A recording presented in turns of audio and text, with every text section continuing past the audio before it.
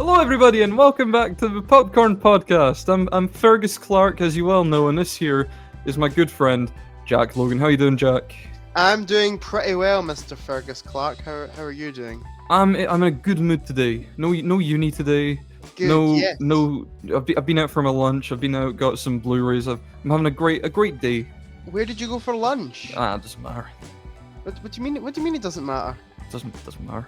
No. Tell the group, Fergus. Weatherspoons. Yes, Weatherspoons. Yeah, we love the Weatherspoons. I don't know why I'm embarrassed about it. We love Weatherspoons. They're cheap and they're pretty good. It's reliable. You know what you're getting. Exactly. And then you got some amazing Blu-rays while you're out as well. Yeah. Is that the first time you've bought like Blu-rays in a while? I ordered some stuff off eBay for this ridiculous Movember challenge. Oh yeah, we'll get into that. We'll speak about that once we get to November.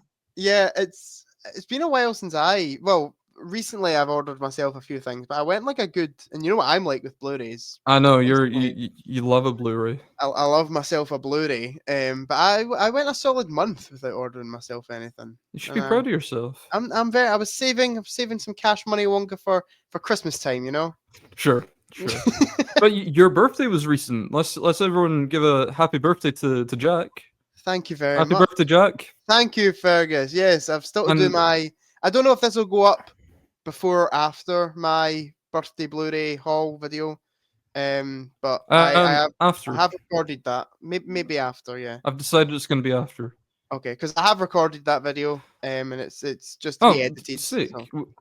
We've not had to bring your own popcorn in quite a while. I recorded 2 videos today. Oh, productive. I recorded that, and I recorded the first episode of the 12 Days of Christmas. Oh, so, I want no spoilers here for that. No spoilers, because it's currently the 12th of November, and that video will be going up on the 13th of December. So a month in advance. You're well prepared for it, I gotta say. Very well prepared. But do you want to tell everyone what we're going to be doing in this episode of the Popcorn Podcast, Fergus? Yeah. You could sound a bit more fucking cheery about it. Yeah, all right. Why not? So eager loyal fans will be aware that we've not had one of our little catch-up sessions in a while because we had the Saw video and that was quite long as it was. And we had our top 10 horror movies and that's talking about 20 films.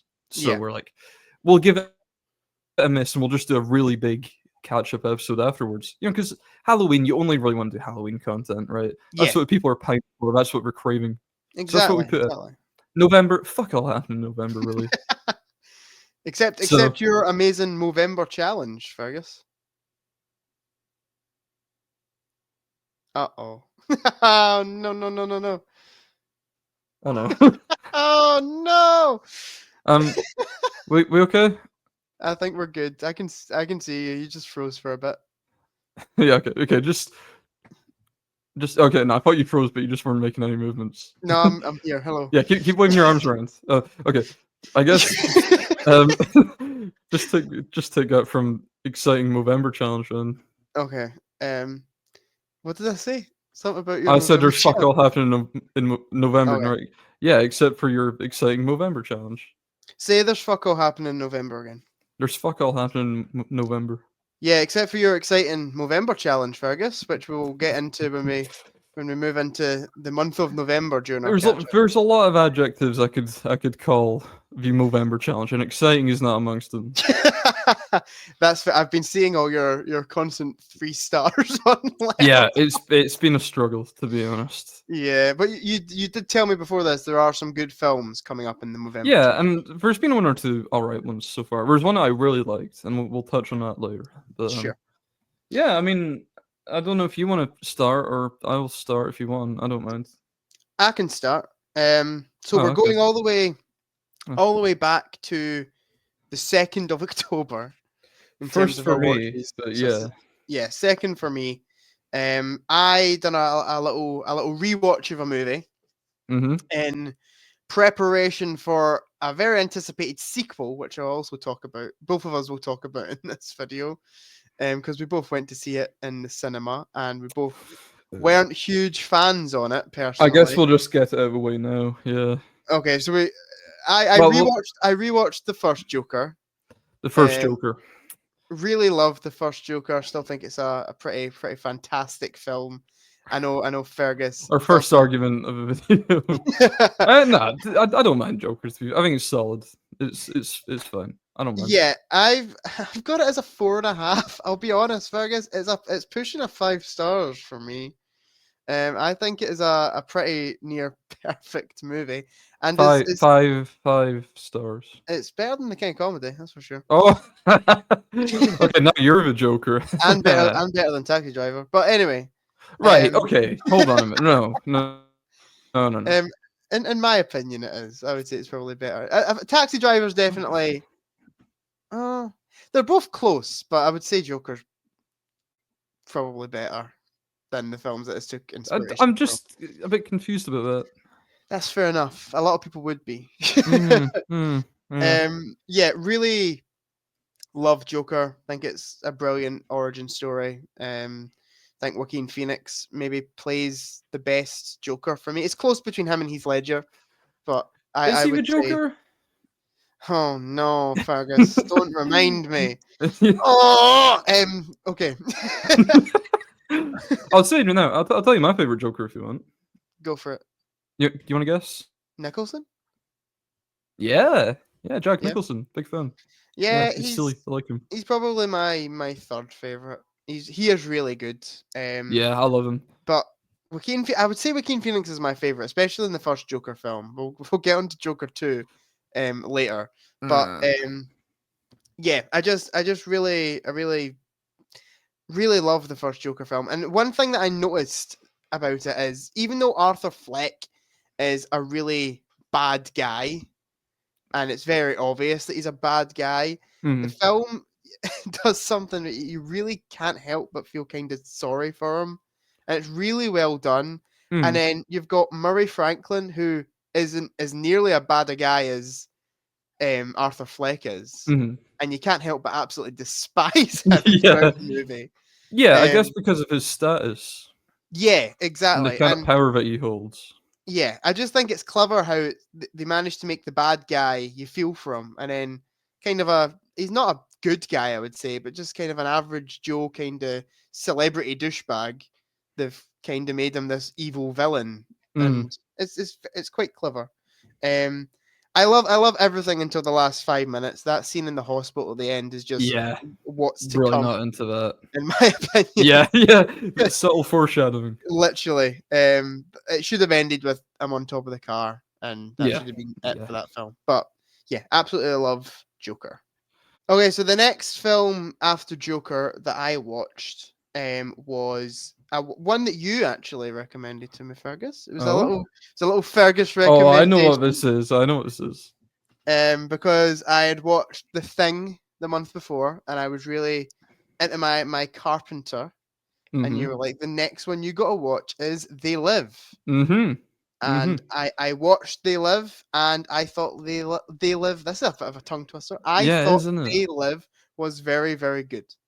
Agree. I had a real great time with it. It's probably, I have to say, probably my least favorite Carpenter so far. However, how many have you seen? 3. Oh well, that's all right then. Not many. Halloween, The Thing, and this.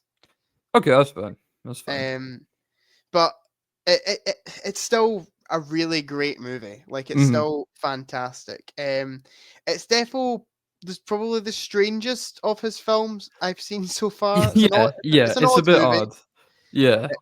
But I quite liked that. I really loved the whole kind of metaphors and stuff in it, like using the sunglasses as something to like represent like the real world and like all that stuff. It's really clever, and like finally seeing the real world through this kind of lens. And the scene where he first puts on the glasses is really good. I love that scene. Yeah, I agree. It's very cleverly done. I thought it was maybe a little bit. It's definitely cheesy in places and quite campy, especially towards the end. The end, it goes really off the rails very quickly. But I did kind of like that about it, to be honest. And the ending, the actual ending No, of the no film, spoilers for no the end, but spoilers. The really ending brilliant ending. is one of the hardest I've laughed at a film's ending ever. I Mhm, was mhm. pissing myself for Well, a laughing solid with like it, minute. really. Yeah, laughing with it, not Yeah. at it. The ending was really funny and kind of it really took me by surprise. It came out Mhm, of absolutely mhm. nowhere. Um, yeah, I don't really have a lot of complaints about it, other than the fact that I don't think I would really watch it again. It's not Mhm, really holding much rewatchability for me. mhm. I've seen it. I'm really glad that I've seen it, but I can't see myself really checking this one out in the future. Sure. There's a lot of quite long moments, especially this, like, random fist fight that happens, like, midway through the film Yeah, that goes on for, like, 5 minutes, which I is did. really funny, but, Yeah, I felt like the film almost didn't really give itself a lot of time to breathe. It was sure. very like once it got going, it just didn't seem to want to stop really. Mhm, Um, like as soon as you're starting to digest one scene, it's like right into the next one. mhm, That's not necessarily a bad thing. It's very fast mhm. paced. And yeah, I that fist fight, now that I'm thinking back about it, goes on for ages. Yeah, yeah, it's very It's long. it's just some weird fist fight that genuinely goes Yeah. on for about 5-6 minutes, and Mhm. yeah, it is a good film, but I can't see myself urging myself to watch it again. Fair enough, fair enough. I'm a fan, I like Keith David in anything really, so I was glad he was in it. Sure. Yeah, the performances were good. No one really, I don't think anyone blew me away, but they were all like good performances. Mhm. Very, very good. Yeah, it was just a real fun time. I really loved the whole black and white kind of colorness Yeah, to it. yeah.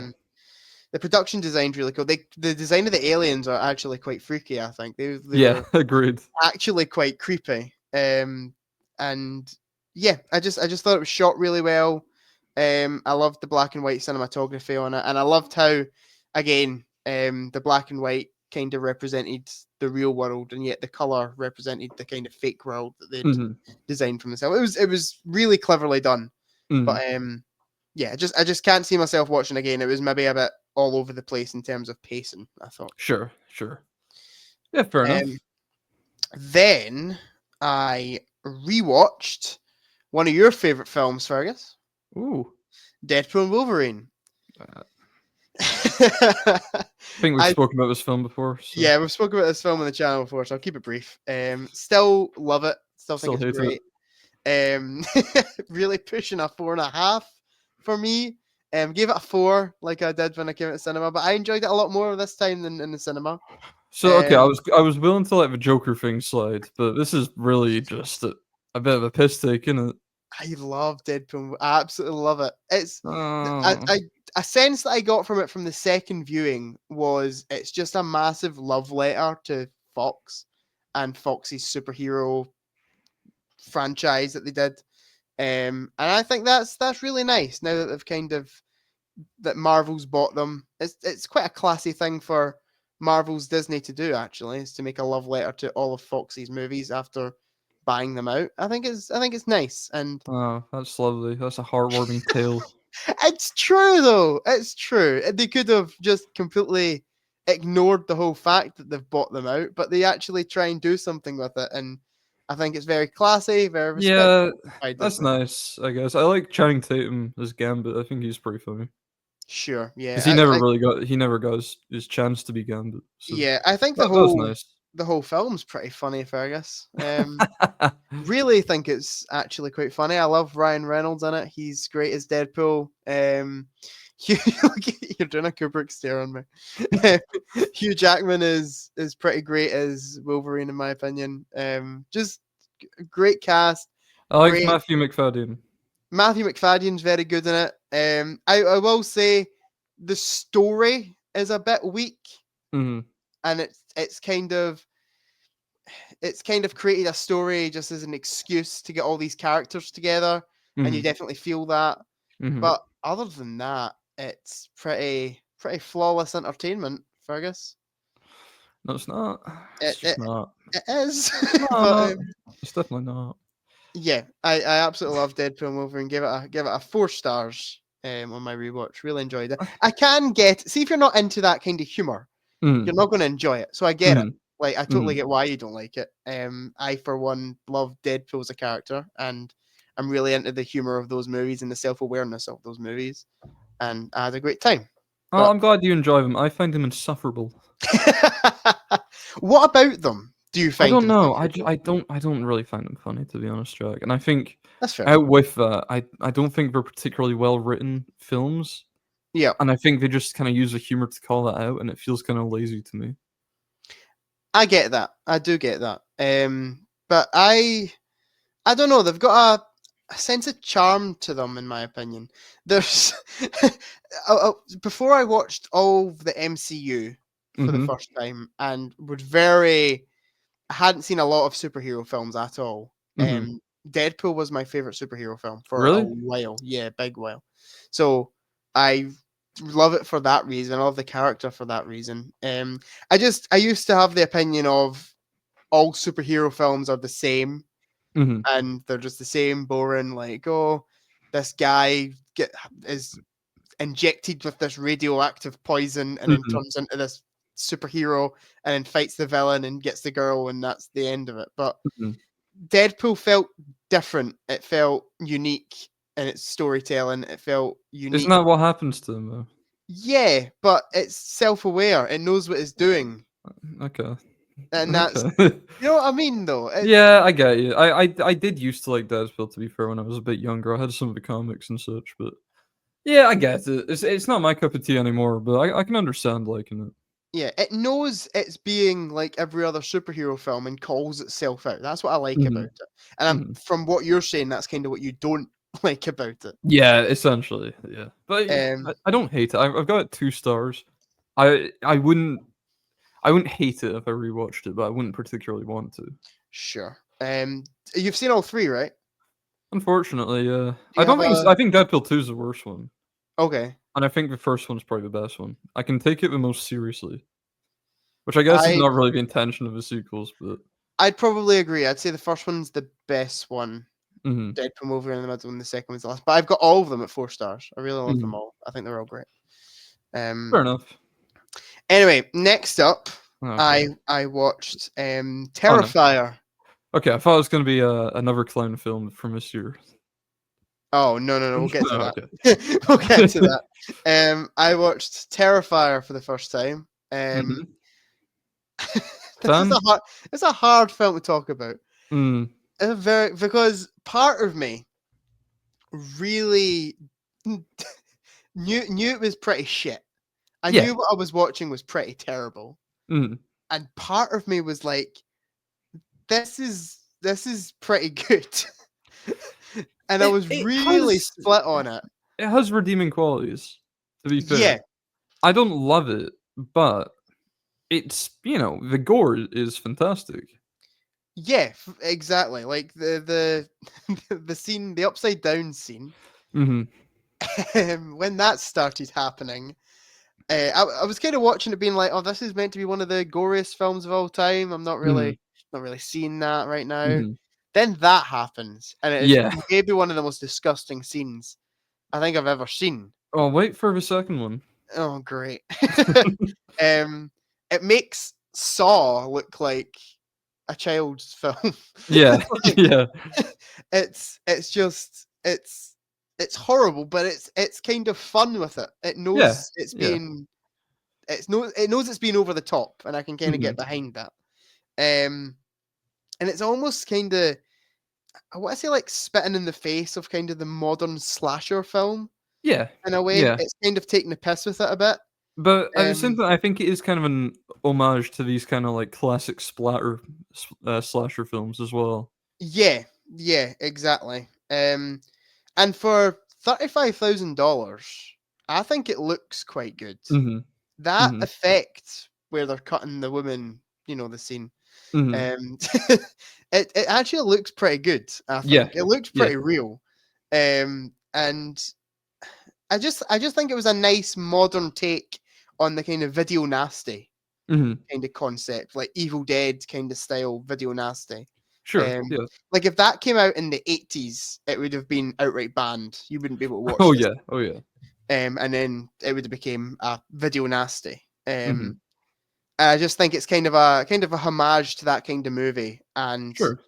kind of just a modern take on it. But there was something about it that I didn't like. And I think it's quite cruel. It's a very cruel film. And yeah, that's probably what I don't like about it, because it takes itself quite seriously to the point where it feels really brutal and yeah, really quite mean. And it's the other two films are a bit more light. Light's maybe not the right Sure. word, but you know what I mean. It's very unapologetically cruel. Like Mhm. it doesn't really care who it offends, and Mhm. I guess that's something I can kind of admire about it. But I don't necessarily like a movie of basically people getting chased about by this clown for an hour. Yeah. Yeah, sure. I gave it a 3 stars. Really?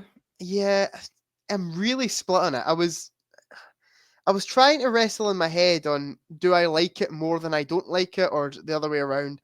I think I Mhm. like it more than I don't like it, so that's why I went with 3 stars. But it's probably more Sure. realistically a 2.5.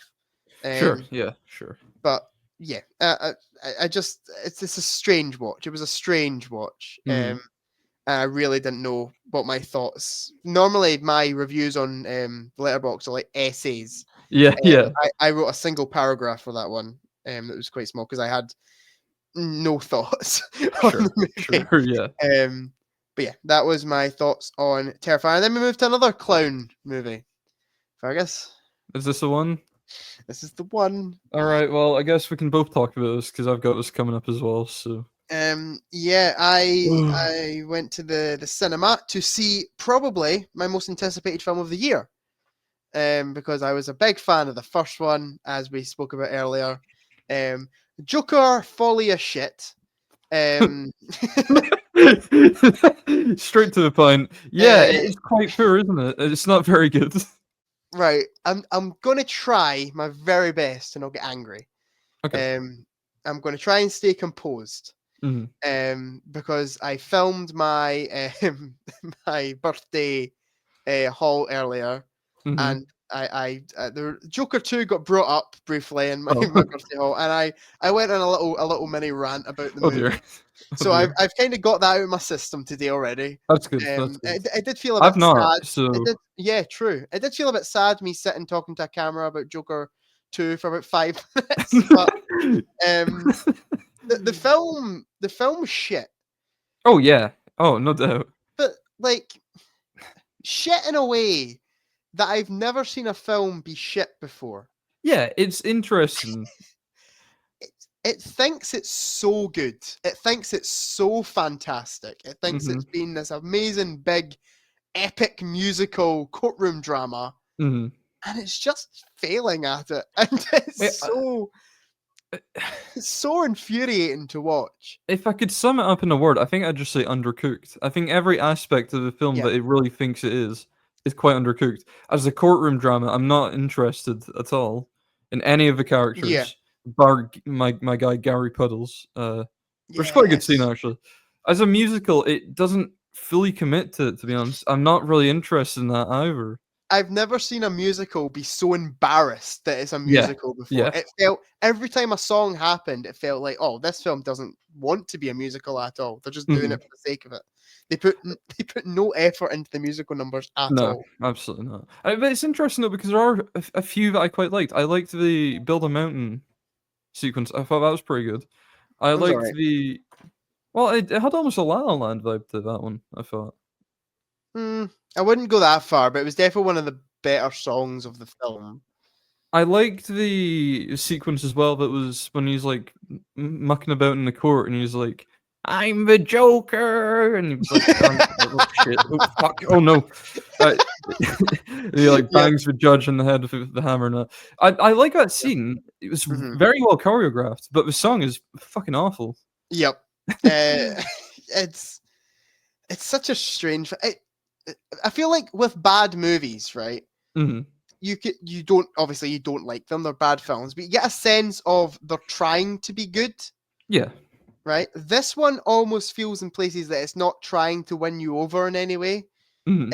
it doesn't really care if you like it. Yeah, And I don't like that about it. It feels like very little thought has been put into most of what's going on screen, sure. and it really I know a pisses lot me of off. I know a lot of people will say that it's kind of made to piss off people who kind of idolized the Joker in the first one. Yeah, That's fine. As someone who didn't idolize the Joker in the first one, I didn't get anything out of it. I didn't really feel anything other than just like I'd wasted my time. yeah, yeah, I agree. It was also like 2 hours and 20 minutes. Yeah, It didn't was justify that. far too long. And It's so interesting that it's so long and it doesn't deliver on any of the concepts it promises. no, it doesn't really, nothing really happens. No, When you actually think about it. I'll tell you uh, one thing that I really hate. the ending. Fucking that we'll get to that in a second. But Okay. see Joaquin Phoenix and Lady Gaga's chemistry Yeah. and how like the romance is so rushed. Mhm. And this is coming from a guy who loves like Titanic and that kind Mhm. of rushed romance. Mhm. This was they met and they were instantly like in love with each other. Yeah. And I'm like, Yeah, I agree. that is not, I barely know this character. Like, you've introduced a new Harley Quinn character, pretend like I don't know the character of Harley Quinn for a second. Mhm. I have no idea who this woman is, and suddenly Mhm. she's the love interest of the Joker. Like, It was interesting from like by the time we got to their first little duet, it mhm. felt like there were scenes missing leading up to that. Yeah, It was fascinating. yeah, it is a fascinating film, It's actually. strange, isn't it? It's a It, bit like Megacalculus in a way. wee bit, In yeah, that it's so poor, but it's quite fascinating to watch, and it yeah. has a few redeeming aspects. I think, as I said, some of the choreography is pretty decent in some of the musical I sequences. thought it was visually lovely. Yeah, Like, it cinematography is beautiful. really beautiful looking movie. That whole it kind of felt in places that Todd Phillips just used it as an excuse to make a homage to kind of early musicals, like Singing in the Yeah, Rain kind of yeah. thing. It's just not a good enough excuse. But whenever it done that stuff, I think it looked really good. Like the whole Mhm. scene on top of the rooftop, you Yeah, know that bit, beautiful. beautiful, absolutely beautiful. It's just such a shit film and Yeah, story wise. and I guess the ending we'll touch on briefly. I don't Oh, know, I guess, do we wanna spoil the ending or I'll say let's not spoil it. we could put a However, spoiler warning. okay, let's do that then. Alright, spoilers for Joker 2 then. Um, Um, Joker gets shanked and fucking dies. yeah, the Joker. Well, or is he the Joker? No, no, sorry, Arthur dies. Arthur got shanked, and then the real Joker comes along, and he's like, "Haha, Yeah. I am the real Joker." Want to know how I got these scars? Oh, fuck right off, honest to God. It actually is. It is one of the worst endings I've ever seen. Yeah, Ever. because It is where the fuck is that going? We're not gonna get to see that Joker in any film. exactly. What is the point in doing that? It I'm not also into that. shits in the first one so much. The first one Mhm, is an origin story to the Joker, and mhm. now knowing that, it's not. It's suddenly this origin story of this random fella Yeah, called he's Arthur. just quite a pathetic wee guy now, isn't he? And that's fine because he's always Yeah. been like that, and that's okay. But to be honest, I was quite relieved when he got killed off because I didn't really like him that much, to be honest. Um, He's getting on my tits a wee bit. in terms of aspects that I did like, another one, I thought it could have been very easy for Joaquin Phoenix to phone it in and Mhm. just kind of do he is trying, I think. Yeah, yeah. He's given a decent performance. Lady Gaga's pretty good in it too. Lady Gaga's good. I will say Mhm. something about the two of them, I guess. Um, I no offense to him. I'm not sure Joaquin Phoenix is the most talented singer in the world. He is good in Walk the Line. Yeah, I was gonna say that. It makes no sense because he's got a good Well, voice. Walk the that was line. 20 years ago, Jack. Yeah, but singers age 20 years and their voice doesn't change. Yeah, So but he doesn't do it professionally. true, I guess. But But the thing is, if you're gonna put him next to Lady Gaga, yeah, it's gonna sound even worse, just yeah, naturally. Uh, yeah. yeah, it's not great, and I would never listen to the soundtrack because, first of all, it's a jukebox musical anyway. so I can just Mhm. listen to the original songs. Yeah. And well, that means I just don't really want to hear Joaquin Phoenix attempt to sing them. You know? Yeah. it's it's such a strange film. Like, I really didn't like it. I Like, guess I just want to talk about one thing before we wrap this up, right? mhm. Harvey Dent, Oh, awful. Right. what's he even doing there? So Two-Face, for anyone unaware, Two-Face is my favorite Batman villain. Yeah. So when I seen Harvey Dent was in it, I was like, okay, this could be quite interesting. I mean, we've already had a Joker and Harvey Dent movie in the past, but Yep. this could be interesting to see a kind of dynamic between the two of them. No, we don't see that. I don't think they interact at all, really. No. They don't, which is weird for a courtroom drama. There's never a scene where Joker, who chooses to represent himself, ever debates with him at all. It's Yeah. mental. Harvey Dent just rocks up and he's like, "We want to kill the Joker," and that's all he really says. Yeah. He could literally just be like John Smith, and it would not change the film one Exactly. bit. Exactly.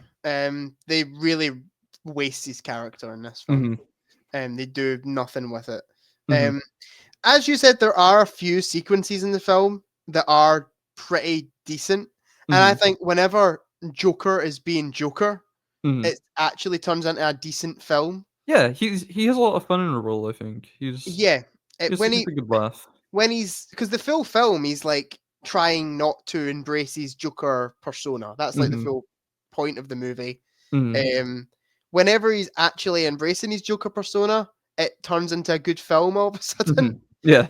And I just think that's the route they should have went down. They should have went down a route of he's now the kind of crime boss of Gotham, Mhm. and we're seeing that kind of stuff. And throw Harley Quinn in there, do whatever you're doing with that. Yeah. But Yeah. Sure. I don't think he should have. I think the ending of the last film ruined it for them because he's suddenly locked up in Arkham again. Mhm. If he was left in the streets being this kind of crime boss, they could have went a really interesting route with things. Mhm. But they had to do a big courtroom drama, and it Yeah. was just shit. And like, fair enough. If you want to kind of reinforce that the Joker is not to be idolized to people who misinterpreted the first one, fine, okay, whatever. I just don't really think this is a way to go about it. To be honest, this is just really miserable to watch. Yeah. Another couple of things before we wrap this up, because we've been talking about this for a while. One thing that I feel like the film, and again, it kind of just proves how lazily written it is. Mhm. It got about 45 minutes into it before I actually remembered that he's got that kind of laughing problem thing. Yeah, yeah. Because he doesn't really do it for the first like 45 minutes of the movie. Mm. And then he starts laughing, I'm pretty sure, in a car or something. And I'm Mhm. like, oh, yeah, I remember that. yeah, I remember. Where was that in the first 45 minutes of the movie? It almost Nothing in feels his like life to smile about anymore. it almost feels like Todd Phillips like forgot about it and it was like, oh Yeah. shit. Right Oh, in. right, yeah. What? Oh, yeah. Okay, shove that in there. Yeah. There you Yeah. go. Also, the full movie is just Joaquin Phoenix smoking cigarettes. Yeah. That's the full film. Yeah, he does that quite a bit. Yeah, if you want to see a film where Joaquin Phoenix smokes cigarettes for just 2.5 hours, then this is the film for you because Yep. he spawns them out of fucking nowhere. Yeah. Yeah, One he minute he'll does. be sitting there with no cigarette, and then it'll cut to him, and he's just. Mhm. Mhm. Oh, honestly. I remember Steve Coogan's in the movie. Yeah. He's like in one scene. I was excited to see Steve Coogan. Could have been an interesting character because he's like a TV reporter. Yep. Nah. Okay, cool. Yeah. What disappointment It's of a film. such a disappointment. Disappointment of a film. Can I ask you something? Yes. What did you think of the cartoon at the start? I quite liked the cartoon at the start. I was like, this is interesting. So, do you want to know my thoughts on it? I know your thoughts on it. I have absolutely no thoughts on it because it broke. We went to me and our good friends Mark and Noah went to see it, and Yep. it broke at the cinema. It was literally just blackness, and then we'd get like the occasional frame from the cartoon. We could still hear it, so we went out and got him to fix it. And it was only 3 minutes into the film, but they didn't bother restarting it or anything, so we just completely Oh. missed it. So that was good. I thought it was. I was like, okay, this is different. This is interesting. I like this. Mhm. And then the rest of it was the most generic shit I've ever seen in my life. But Can I I just say digress. one other thing that pissed me off about the cinema Yeah. game? Yeah. It's they advertised on the poster at Cineworld, filmed for IMAX. Oh yeah. We got there, sat down, and before it started, this film has not been enhanced for IMAX. Fucking brilliant. That was a fiver wasted. Oh, Oh no, god. no, no. Fuck Joker 2. Yeah, I've got it as a 2-star. I can see that going down, definitely. I think I've got a 1.5. I could also put it up to 2 because the Okay. more I think about it, there are redeeming aspects. Again, some of the musical sequences are fine. Cinematography is good, but I think I will probably be keeping it at 1.5 to be honest. Yeah, the saddest thing about this, I will probably need to watch it again because Oh. my granddad really Oh wants me yeah. to watch it, Oh, and good he's like, luck. he keeps asking me, Jack, when's Joker 2 out on DVD? Oh And no. I'm like, so I'm going to need to buy the thing Oh, and dear. then watch it with them. And Maybe I accidentally put in Terrifier. maybe that's exactly Yeah, what I'll like do. that. But yeah, I'm probably gonna need to watch it again. So I'll probably go down to 1.5. Then I That's can see good. that happen. That's good. So that'll be a fun day. Yay! Or who knows? I might really enjoy it somehow. Like Quentin Tarantino. Like Quentin. The Did you see Q. the guy that came out that worked on it? That was like, this is one of the Yeah, worst films yeah, of all time. yeah. They were on set just saying like this is gonna fucking fail. Yep. Yeah. Oh, Oh dear. that's so sad. Anyway, moving on. That is more than enough time to vote to Joker 2. That's more than it deserves. I'll briefly touch on this one because we spoke about it last episode. Okay. I watched What We Do in the Shadows. Oh the yeah, first yeah, yeah. time. Really enjoyed it. Thought it was a lot of fun. We really went into depth on that one because it's one of your favorite horror films. Yeah. In the last episode, so top 10 favorite horror film video, go watch that if you want to hear our thoughts on What We Do in the Shadows. But sum it up, good movie, really, really Yeah. funny. Yeah. Was surprised at how funny it was. It really Mhm. had me like. I did say in the last episode, the highest compliment I could give it is it made me laugh on my own. And a lot of comedies don't do that. Mhm. And yeah, I just really good, really feel good movie, funny mockumentary. If you want to check it out, I would really recommend it. It was a good time. And Justice, Ooh, a Justice, ghost can. what?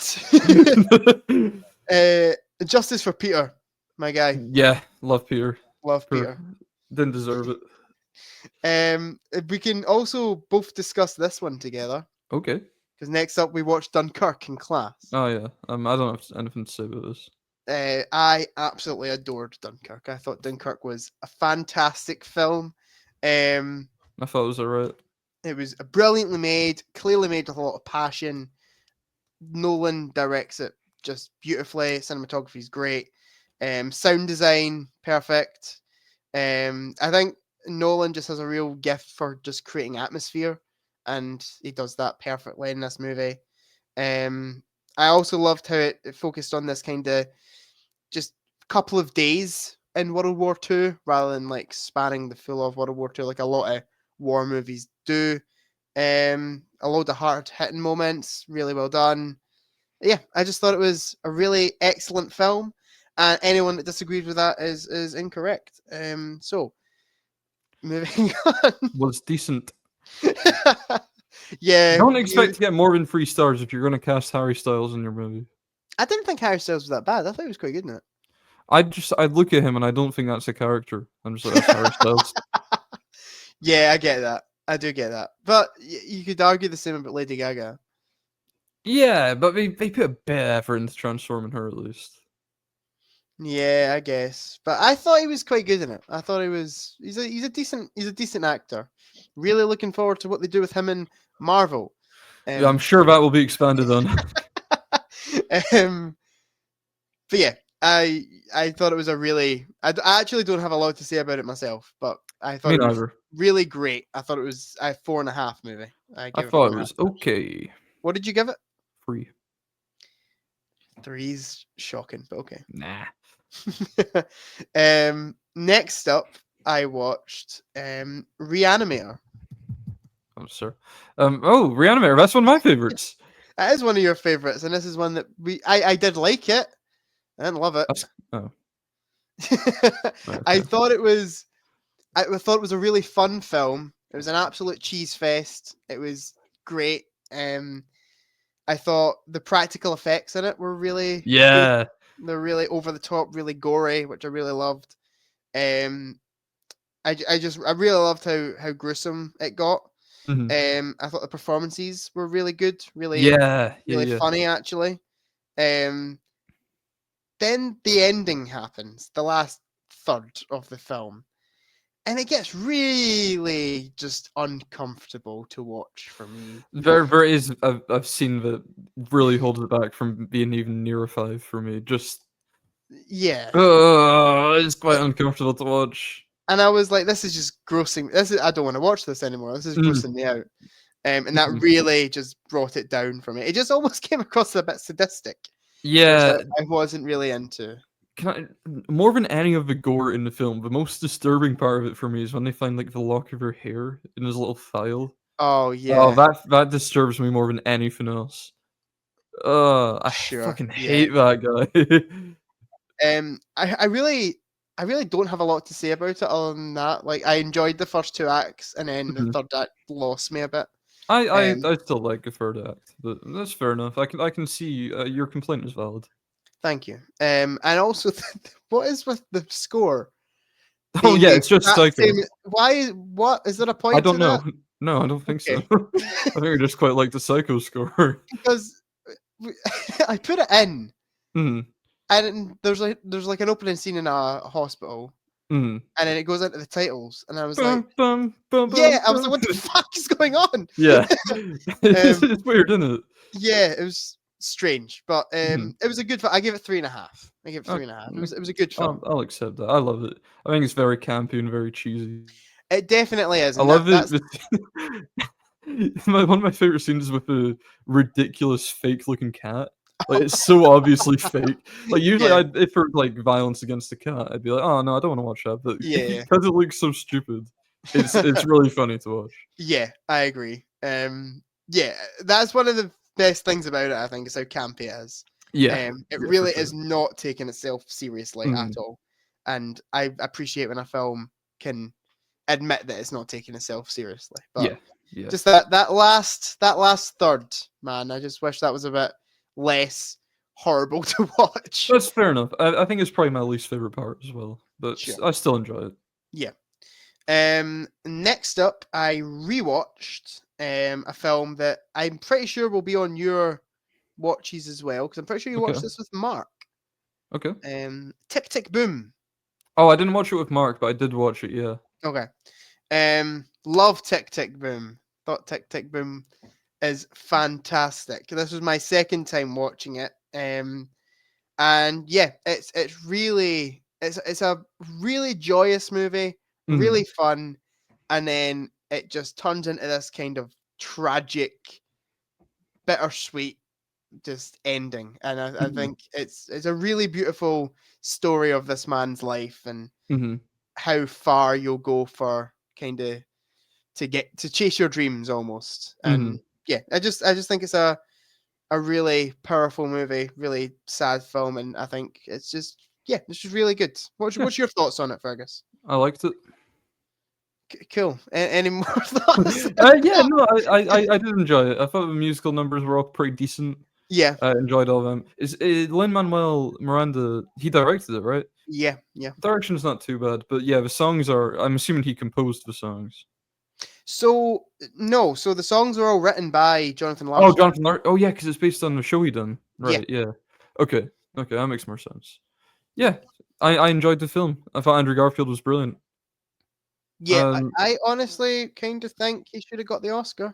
I was just thinking that. Yeah, I don't know who won that year. Not off the top of my head, but that would have been 2022, right? Yeah. Was that not The Whale?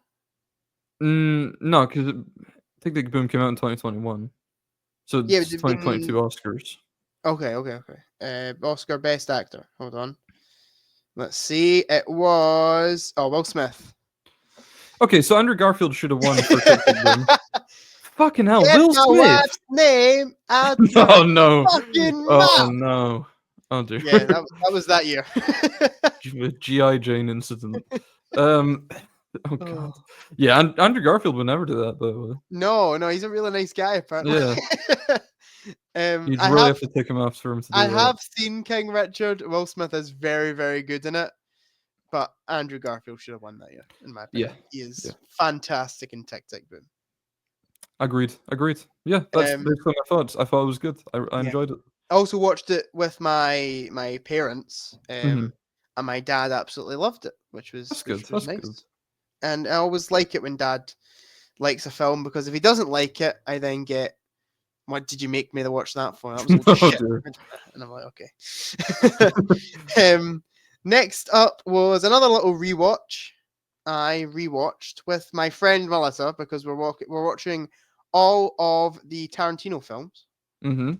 And you can I actually guess? Can I guess? you met Melissa on at It's my birthday it's party. quite possible. Hello.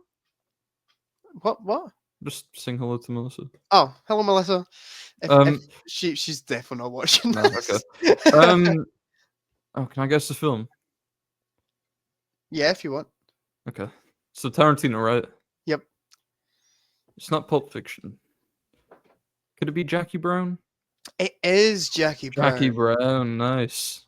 Yeah. I think we spoke about Jackie Brown quite recently. Did we? I feel like we have. Well, I'll be brief with it. Mhm. Fantastic film. One of my favorite films. One of my favorite Tarantino films. I actually think it is maybe one of the most compelling movies of all time. Mhm. I think I get so sucked into the story. It is actually unreal. Like, it's 2 hours and 40 minutes, and they're just over in a flash for me. Mhm. It's very fast paced for such a dialogue heavy film, like all Tarantino movies. They're so dialogue heavy, but they're extremely quick, extremely fast paced.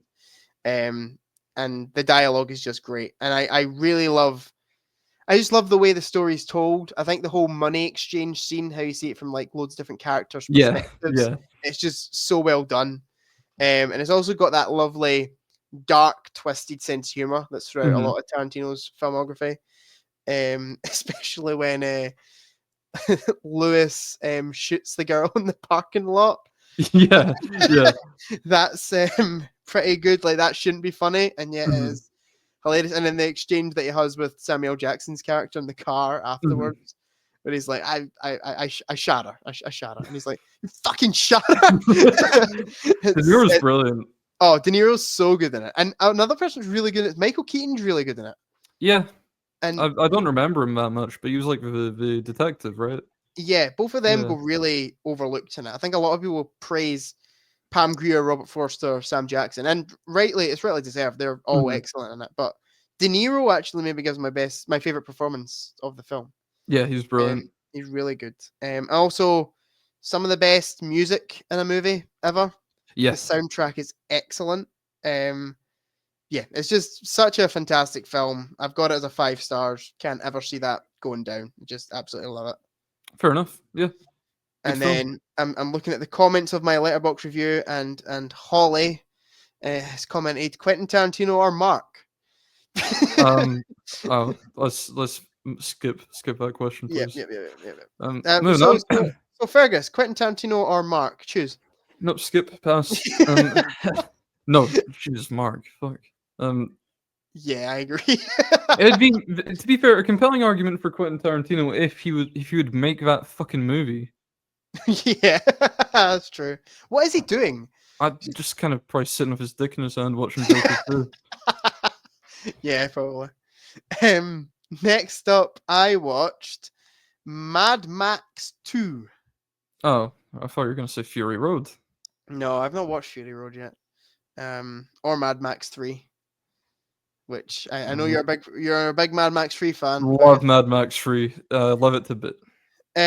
Sadly, Mad Max 2 kind of put a dampener on the whole franchise for me, because I was expecting it to be really, really good, and I wasn't fully into it, I have to say. What, Mad Max 2? Yeah. It's still good though, right? It was better than 1. Yes. Barely better than 1. Oh, no. It was, I definitely liked it. I thought it Mhm. was interesting. I thought it was a lot more interesting than the first one in terms of where it Mhm. went with its story. I liked how it's more kind of dystopian than the Mhm. first one. It really embraces that side of things. Um, I still think it could have lent a bit more into world building. Doesn't really do that too much with Mhm. it. Like I still feel like I'm 2 films in and I hardly know this kind of world of Mad Max. Uh, Um, eh, I disagree, but fair enough. okay. Um, I feel like it took itself kind of a lot less seriously than the first one, which Yeah, I I mean, the villain is called Lord Humongous. yeah, exactly. Which I appreciated, and I also liked how they kind of made Max this kind of myth, Yeah, almost this kind of yeah. legend. That That's was kind of a really cool. recurring thing throughout the films. Sure, I really like that. However, there were moments where I'd be like really invested in this, and then Mhm. everything would just come to a grinding halt for me, and Mhm. I found myself getting pretty bored with the film. Um, I did think these films would be right up my street, but I just feel a bit unconnected from it That all. is exactly how I felt when I watched them as well. Just very disinterested in Yeah, what's going yeah. on. Um, yeah, it's so weird because part of me is like should really like these movies, Mhm. but I'm so uninterested in what's going Mhm. on, and during most of it. But definitely this one had more moments where I was interested in what was going Mhm. on. And the direction is definitely an improvement on the first one too. Mhm. However, I don't know if do you know what undercranking is? Describe it. Where basically during like car chases, they'll speed up the camera to make the cars look like they're traveling faster, Sure. Yeah. and it Sure. always looks so incredibly fake. Yeah. Yeah. They I do a know what you lot mean. of that in Mad Max 2, and Mhm. I'm just like, that looks so shit. Mhm. Um, but overall, it wasn't a bad film by any means, but Yeah. I didn't think it was great. I gave it a 3 stars. Oh, really? Yeah, I've got this I've first one at a 2.5. okay. So I've got 2 at 4, personally. I'm a fan. 4. It's Okay. close to 3.5, but I do really enjoy, especially the final act of the film. And I think the chase kind of scene with the guzzling, uh, Sure. uh, that's kind of foreshadowing Fury Road, I guess, because that's basically the entirety of Fury Road. So, Yeah. yeah. Sure. Okay. And Fury Um. Road's without a doubt the best one. So, Okay. I'm looking forward to getting to that, but I do want to watch. I do want to watch 3 just because Nah. I'm a bit of a completionist. I got to watch 3. But yeah, you did say you can watch Fury Road without really seeing any of them. yeah, and Mark watched Fury Road in class without seeing any of the other ones, and Yeah. he really enjoyed it. So, Sure. Sure. That's all I really have to say about Mad Max 2. 3 stars. Didn't really love it as much as I know a lot of people do, but mhm, I liked it. I will say I mhm. liked it. Then I watched maybe one of the best watches of the year for me. Um, Oh. really loved this film. Thought it was absolutely fantastic, and that is Past Lives. Oh, Past Lives. Oh, brilliant film. Past Lives is maybe one of the most perfect movies I've ever seen. I thought Mhm. Past Lives was excellent. It's really just as proof that sometimes the more simple stories are the effective ones Yeah. because it is a very simple love story. Mhm. And yet it just works so incredibly well. Mhm. Um, I do think the whole concept because it opens like with them at the bar, Mhm. and kind of these two other characters are kind of theorizing on who these people are. Yeah. I think that concept's really interesting because like everybody's looked at someone like they've passed in the street and like almost like invented what's going on in their Yeah. life in their Yeah. head. That could be quite a good film in itself. Yeah. Yeah, exactly. It's a really interesting concept, and I quite like how it started with that. Mhm. Um, and yeah, like I just think it's a really beautiful movie. The Mhm. dialogue is just excellent in it. It's shot just beautifully. I'm pretty sure it was that director's.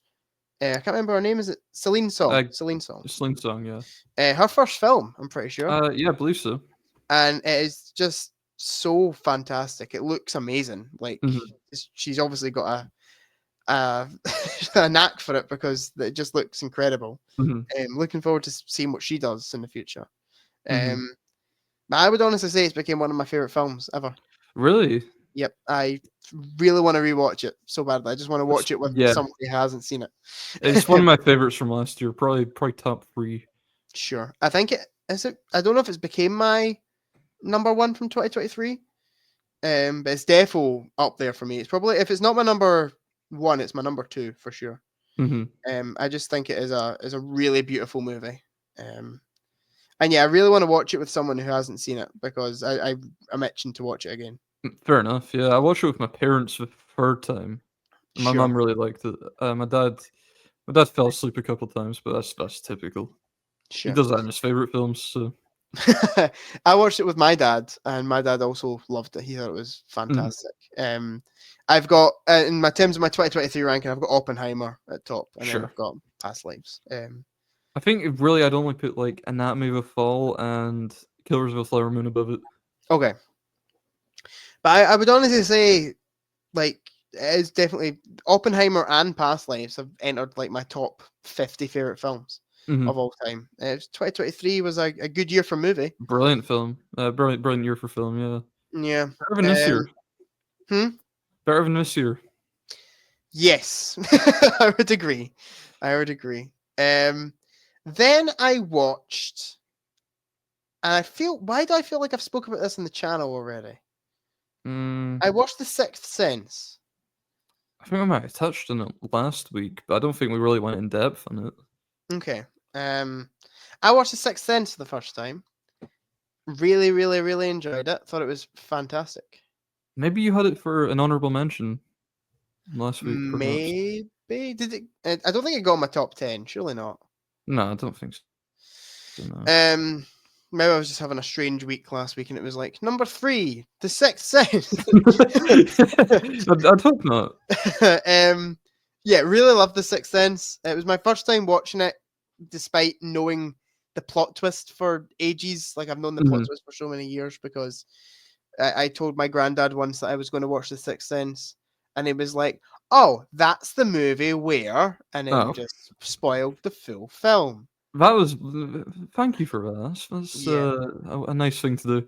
I didn't know the twist, but I figured it out in minutes, and then it was kind of just waiting for that to be revealed.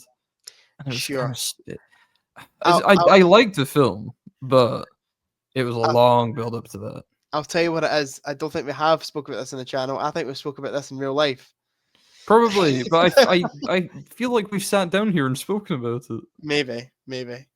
Yeah, I actually think knowing the plot twist kind of actually helped my appreciation for the movie because it is very cleverly done.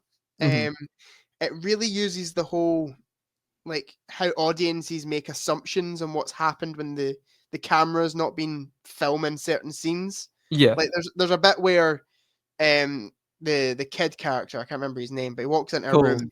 Cole, that's it. And Bruce Willis and his mum are sitting. We spoke about this last week. I remember speaking about this very scene. Did we? Or was this in real life? I'm sure we spoke about this. No, I remember speaking about this, and Mark was sitting next to me. Fuck, okay. But that could also been in real life. Maybe Mark's a ghost.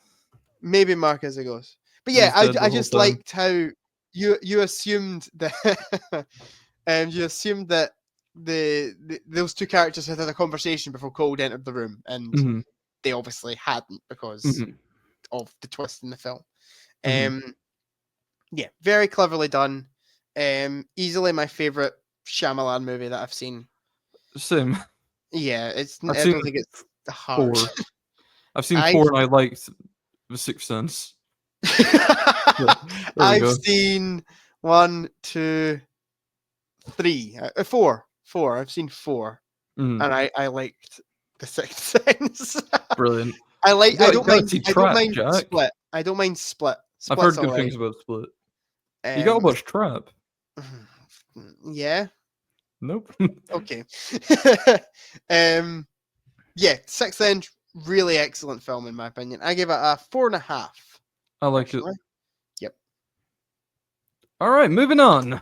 I watched Five Nights at Freddy's. Oh god. Okay, so moving on. Moving on. I guess we'll speak about it briefly. Very briefly, I gave it 1.5, and the only reason I gave it 1.5 was for Matthew Lillard. What And about the cool animatronics? cool animatronics? They are, mark? to be fair, the fact that they actually made them, because it was the Jim Henson Company made them. Did they? And I think the animatronics are pretty sick. But one thing that ruins the animatronics is like they give them these red eyes, which is Mm. not lore accurate. If you ask Matt that, who's in the movie. Oh, did you? Oh, The Matt yeah. Pat thing was brilliant. Yeah. That's the What was theory. Yeah, that was the one. Yep. Yeah, not a great movie. No. I would never have watched this if it wasn't for my great friend Courtney. Hi, Courtney. Thank you for making me watch Five Nights at Freddy's. Should have watched Willy's Wonderland. Even like it got halfway through it, and Courtney was like, "Why are we watching this?" So you're the one that put it on. Like, what do you mean? Why are we watching this? I remember you tried to like get her to skip it. I remember like when she Yeah. announced it, we were sitting at uni. You're like, "Oh, for fuck's sake!" I'm gonna see if she'll just not do it. Yeah. But I've watched it. It was really a nothing movie. Yeah. It was really just full of nothing. And I'm not a fan of the games at all. Not a big fan. hugely into them. So I don't actually find the animatronics that scary. I thought they Nah. were pretty funny. They're scary in the games when they don't have these stupid fucking red eyes. They look Sure. quite unnatural and creepy. Sure. Yeah, not a fan. Not a fan of the movie. I wish it wasn't made for kids as well, or like teenagers, because Oh, the yeah. gore is not there. It looked like we were going to get a gory scene in 1 minute, and then it cut away, and I was like, Yeah, it just shows it in like a silhouette. it's also a 15. Like, Yeah, you could have done so much with a 15 rating, and yet you've it's bad. Bad. not film. into enough. Excited for not a into sequel. enough. Huh. No, I'm not. If Yeah. if Matthew Lillard's in it and he's He is okay, is he much more prominent in it? probably Okay, I might like it. because now the twist has been revealed. Yeah. So I guess they don't have anything to hide. And they'll Genuinely, explain that Matthew more. Lillard is the only thing that was saving that film. He's so good in Yeah. it, and he's so ridiculous in it. Mhm. He's the only thing I liked about it. I thought the Genuinely. Springtrap costume was quite creepy. To be fair, I don't think any of the costumes were that scary, to be honest. I don't The think the movie as a whole was scary at no, it all. wasn't scary. I thought Springtrap one was quite good because I guess we just gave him the normal fucking eyes, and then when they were kind of coming out of the darkness, that was quite creepy looking. I liked that. Why couldn't the whole film have been like that? There was one scene where I felt myself going. I can't even remember the scene, but I felt myself kind of leaning back, getting ready for like a jump scare or something. Mm-hmm. But that's like the best I can give it in terms of scariness. At least if Really? there wasn't like a bunch of jump scares, that would be accurate to the games. Yeah. Yeah, it's just wasn't good. Should we finish this off by singing Foxy's song from the film? No, I don't think we should, Fergus. Dum dum de dum dum. Oh, right, and then we saved the day after Five Nights at Freddy's because we watched The Shining. Oh, thank And fuck. that was a good pick me up. But I guess we've kind of spoken about The Shining quite a bit. Yeah, I won't touch on it too much. Masterpiece. Yeah. That's all I'll say. Masterpiece, 5 stars. Cool. All right. Excellent. Then I rewatched Return of the Jedi. Turn of the King. Return of the Jedi. Oh, One of okay. the original Star Wars trilogy are 3 of my favorite films. Do you of all not time. bother watching the other ones? We are watching them, but like I'm watching it with okay. friends. So we've done Right, A New okay. Hope and Empire last time, and this Sure, was we've done sure. Return and Phantom Menace this time. Oh, I'm lucky. Well, we'll get to Phantom Menace in a second. But, Return of the Jedi, I really love Return of the Jedi. I used to think it was easily and clearly the worst of the originals. Mhm. Now I actually it's kind of close between that and A New Hope for me. I think it's easily and clearly the worst of the originals, but yeah, it's good. I like it. Yeah, it's just incredibly fun. I can kind of see the attitude of people say it goes a little bit childish in places. Yeah. And it defo does. But Mhm. you have to remember, like, that is core. Star Wars is Yeah. for families. Like, it's Yeah. I know it's Yeah. got some good, like, dark subtext to it, but it is for families, so some cute teddy bears aren't I gonna. like the Ewoks. They're I quite, love the they're Ewoks. iconic. And all the stuff like with like them worshipping C3PO. I think that's quite funny. And Mhm. yeah, it's good. And but the film does like go quite dark. Like all the stuff with the Yeah. Emperor is quite dark.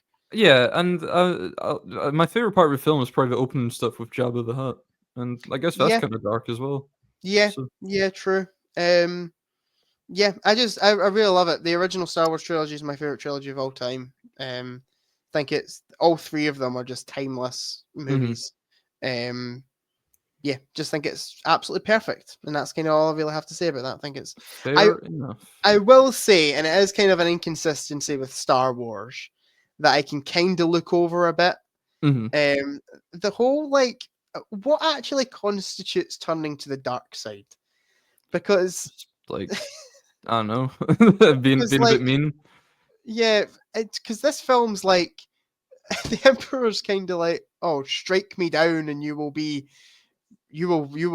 then be in the dark side. You will be a Sith, ha ha ha. Mm. And I'm like, I could easily kill Darth Vader and the Emperor and still be a good guy. Like, Yeah. Yeah, I it's- guess it can't really be killing people because, like, they kill numerous yeah, stormtroopers throughout, and I yeah, bet yeah, they yeah. all had families. Like, So, oh, kill me and your journey will be complete to the dark side. You will take your mhm. father's place and all that shit. And I'm like, yeah, it's a bit of an inconsistency because they kill a Yeah, lot of people and yet they're not turned to the dark side. So why killing this one person? maybe you can only turn to the dark side if you beat the final boss of the dark side, which would be But the Emperor. Luke isn't going to go, I'm a good guy, haha, kills Darth Vader and then go, oh, I am evil, Yeah, haha. yeah. It's I'm not, evil Luke, and his lightsaber turns red. that's not going to happen. No. Like with the prequels, it's really built up Anakin turning the dark side. It's not like Mm, it all does culminate to this one moment, but mhm, it really is set up kind of over three films. mhm, Um, it's not like that Mace Windu scene in 3 just happens out of nowhere. He comes in, he's like, mhm. "Ha I'm evil all along, Mace Windu, dead." Like Yeah, sure. it's not like that. So I don't know why when Luke's clearly a good guy, and has good intentions, like he's trying to save Darth Vader. That's how good he is. Mhm, He's trying to save one of the most evil men in the galaxy. mhm. Why he would all of a sudden be this evil fella after he kills Yeah, the Emperor? if I killed Hitler, I wouldn't become Hitler, would I? Would you? I don't. I'd hope not. I'd try not to. That's good. Good, Fergus. Don't Thank you. become Hitler, please. Always good advice. and then and then I rewatched episode 1, Phantom Menace. Skip, Uh skip, really, really grows on me each time I watch it. Really pass, grows on me. next. um I will say, and I wrote this in my review, I've got it right here. It kind of shocks me how all over the place the pacing is in this movie. Mhm, Pacing is so all over the place. I'm like, it starts off fast, then slows down, then mhm, speeds up for the pod race, then slows down to a near grinding halt for the politics stuff, and then speeds up again for the third act. mhm, It is so all over the place. On I'm excited now, I'm disinterested, and blah blah mhm. blah. I could spend my time sitting here criticizing the Phantom Menace because there's a lot wrong with it. There's a lot wrong with Yes, it, yes, yes. Let's end that there. but I enjoy it more now than I've ever done in my life. Ah, It's definitely got issues. Jar Jar's one of them. Misa Jaja Pinksa. I quite like Oh, him. oh no. I like him. Oh He's no, my Fergus, favorite you're not. character. No, fuck No, I off. quite like Jar. I think he's quite funny.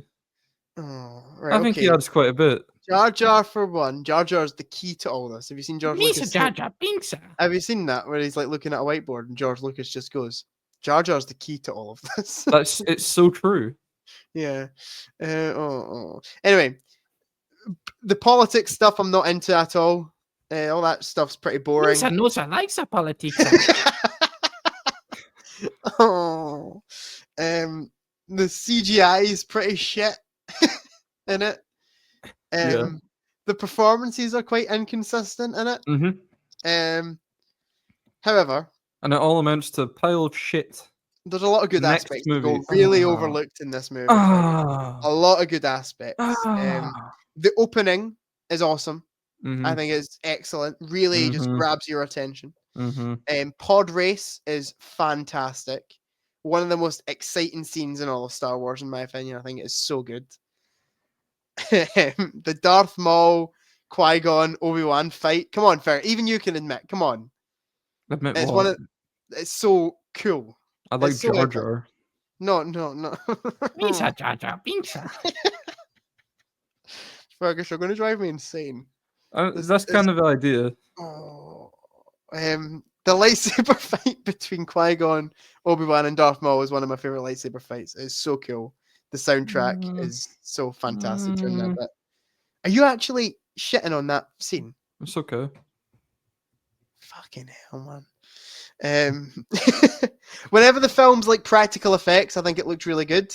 I quite like the vibe of the film. It's got a good aesthetic to it.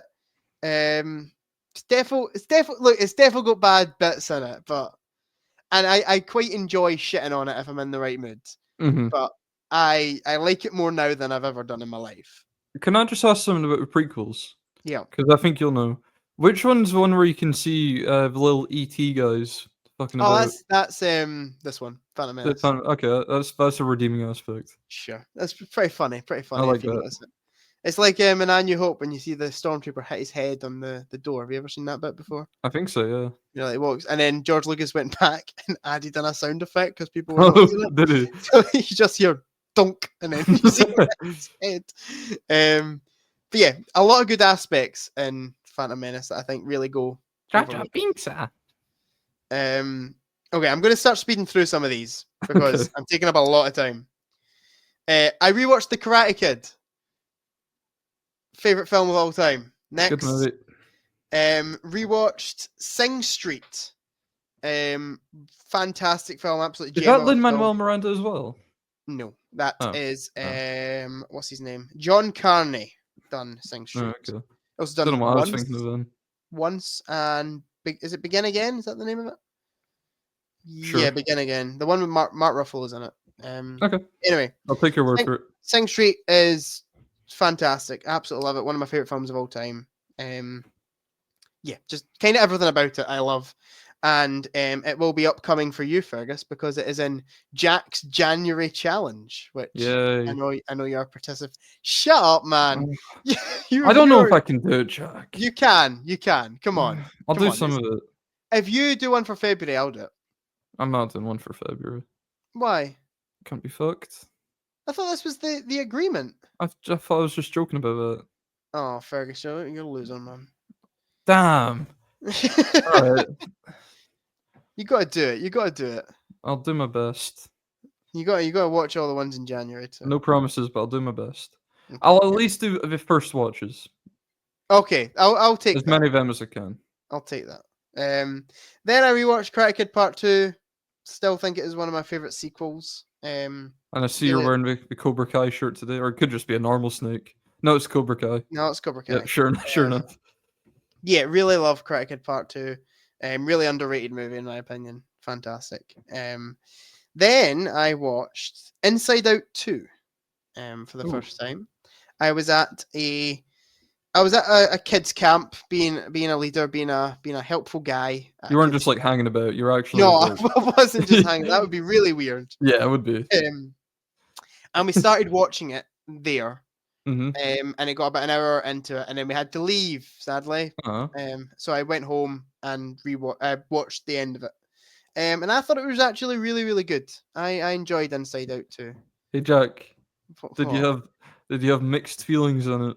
It's pretty good. Thank you. Yeah, you know, Sophie's thoughts on the movie. She thinks it's the only good film ever made, apparently. Yep, the only good film ever made in existence. That isn't Sing Street. That and Baby Driver are two that are like. And Sing Street, I believe, was mentioned as well. Yeah, she loves Sing Street. She also loves Moulin Rouge. So there's plenty of good movies then. Yeah, it's just Pixar kind of doing what they do best. So it's a good film, heartfelt. I've not seen it yet. Got good messages. It's got a nice ending. I had some issues with it. I think some of the emotional moments felt a little bit forced. In my opinion, it felt like. But aren't all the scenes emotional moments because the characters are emotions? Oh. Lol. Yep, that's a good one. Thank you. Yeah, some of the more emotional moments. Don't say it again. Okay, sure. It just felt a bit forced. Felt a bit like they were trying to pull at your heartstrings, and Sure. it didn't feel natural. And also the story felt it's set at this kind of it basically it's about anxiety is the whole theme of the movie. And like one of the characters. Yep, anxiety is one of the characters, and it's kind of about growing up, going through your early teenage phase, and it's set at this kind of basketball. No, it's not basketball. It is ice hockey, an ice hockey camp thing. Yeah. A bit like the kids camp where you watched it. Yeah, exactly. Just set it as at a high school. I don't get why they didn't do that. High school. The first one was in a high school. But I don't get why they didn't. High school is one of the most anxiety-inducing places ever. Yeah. Why not do that stuff? Right? Set it at this There's random. like other films about that. How many other films are about getting anxiety at ice hockey camp? I guess. Yeah. I just it felt, I don't know. I wasn't fully connected with the whole ice hockey camp thing. That's fine. And that's a big part of the film. I would have felt a lot more connected to it if it was at high school, in my opinion. Sure. I guess that's more kind of relatable. Everyone's been to high school. Exactly. Then I watched, and I'll very briefly talk about this because no one else will have seen this. Okay. I watched Road Diary, Bruce Springsteen, and you're quite correct. And the E Street Band. You're quite correct. No one has seen this. Yeah, I think my dad wants to actually. I think you should watch it with him. It's very good. I would recommend. Yeah, documentary about Bruce Springsteen, kind of his last tour that he done, which I was at. Very good. Love Bruce Springsteen. Yeah, had a good time. Yeah, it was good. I don't really have much else to say about that other than it was good. Then I rewatched the Karate Kid Part 3. As you can see, I'm doing a bit of a Karate Kid rewatch. Yeah, I noticed that. By the time you got to the third one, I was kind of putting it all together there. Yeah. It's the Karate Kid 3 is one of the most batshit insane movies ever. I don't want to spoil anything, but it's about this it's about this guy called Daniel and about this guy called Mr. Miyagi. I don't know. I think I might have seen that. Yeah, well, this is the third one. Oh, okay. Yeah, and it's about the villain Kreese from the first one, who I know, contacts his buddy, his rich buddy, to enact revenge on this high school teenage boy, right? By manipulating him and forcing him to fight in a tournament that he doesn't want to fight in. And he hires this guy called Mike Barnes to fight him, who is labeled as karate's bad boy. The karate bad boy. They should have called the film that. It never really goes into what Terry Silver's business is, but there's a scene where he's like on the phone where he's just chilling in the hot tub on the phone, and he's like smoking a cigar or something. He's like, yeah, just dump the plutonium in Japan or something like Mr. Burns. Literally like Mr. Burns. He's like, yeah, they don't care about if you dump it in Japan. Like, just do it. And then he just hangs up the phone. It's like, brilliant. It's so ridiculous, but it's fun. If you can like go into it really seeing that this is a ridiculous fucking movie, you'll have a great time. And it's in Jack's January challenge, so you'll enjoy it when you get. I actually do want to watch them films anyway. So yeah, Karate Kid 3 is pretty mental. Rewatched Rocky Horror Picture Show. Great film, really enjoyed it. I forgot how many songs were in it. That's something I forgot. Yeah, there's quite a few songs. A lot of songs, like to the point where it would be. Yeah, I know it's a musical, but a lot more, lot more songs than say La La Land has. Yeah. there's like a few lines of dialogue, and then they go into a song, and then another few lines of dialogue, and then another song, and Yeah, yeah. the transition from Time Warp to Sweet Transvestite is very quick. Like, it just Oh, yeah. ends, and then he just jumps out of the elevator and off he Yep. goes. Yeah. Yeah, really great film. Again, another one not taking itself seriously. Mhm. It's having a lot of fun with its concept. Mhm. Yeah, I know we've spoken about this recently as well, but Yeah. yeah, absolutely love it. I gave it 4 stars. And my review simply summed it up by saying, I love the way Tim Curry says things. So Because do I. he just, if there's an interesting way of saying something, he will find a way to say that. Mhm. Pizza. A pizza. Have a lovely day. Have a lovely day. Oh, I love the bit where in Home Alone 2, where he's like running the check or something, Mhm. and then he goes bingo, and then like it's so good. The transition from him to like or the Grinch into Oh, his yeah. face is so good. Get down! There's a madman with a gun. I love you. Oh, yeah. I love you. Oh, so good. Anyway, that was Home Alone 2. True, yeah. Right, then I rewatched Wait, can I just ask about Rocky Horror? What's your favorite Yeah. song? Sweet Transvestite, 100%. Okay, still that. Okay. Yeah. Goes back. I love Meatloaf's song. Yeah, Hop too. Yeah, that's one of my Banger. favorites. I would say Sweet Transvestite is probably my favorite song. I'm Fair gonna say something a bit controversial. Uh-huh. Time Warp's a bit overrated. Yeah, not my favorite. Do like it though. I don't think out of all the songs, it's the one that should have been the most popular song in the movie. Yeah. I guess can it's see just why. a bit, it's just got dance instructions in it, so you can like put it on at a party, and if no one's ever heard it before, you can still follow along. Yeah, sure. Then I rewatched, and you could kind of touch upon this one too. Mhm. But I also did we talk about this last week? I don't think we actually did that much. Mhm. Get Out. Oh yeah, we watched Get Out. We watched Get Uh, Out in class. University, yes. Good film. Great film. Love Get Great Out. film. Absolutely love Get Out.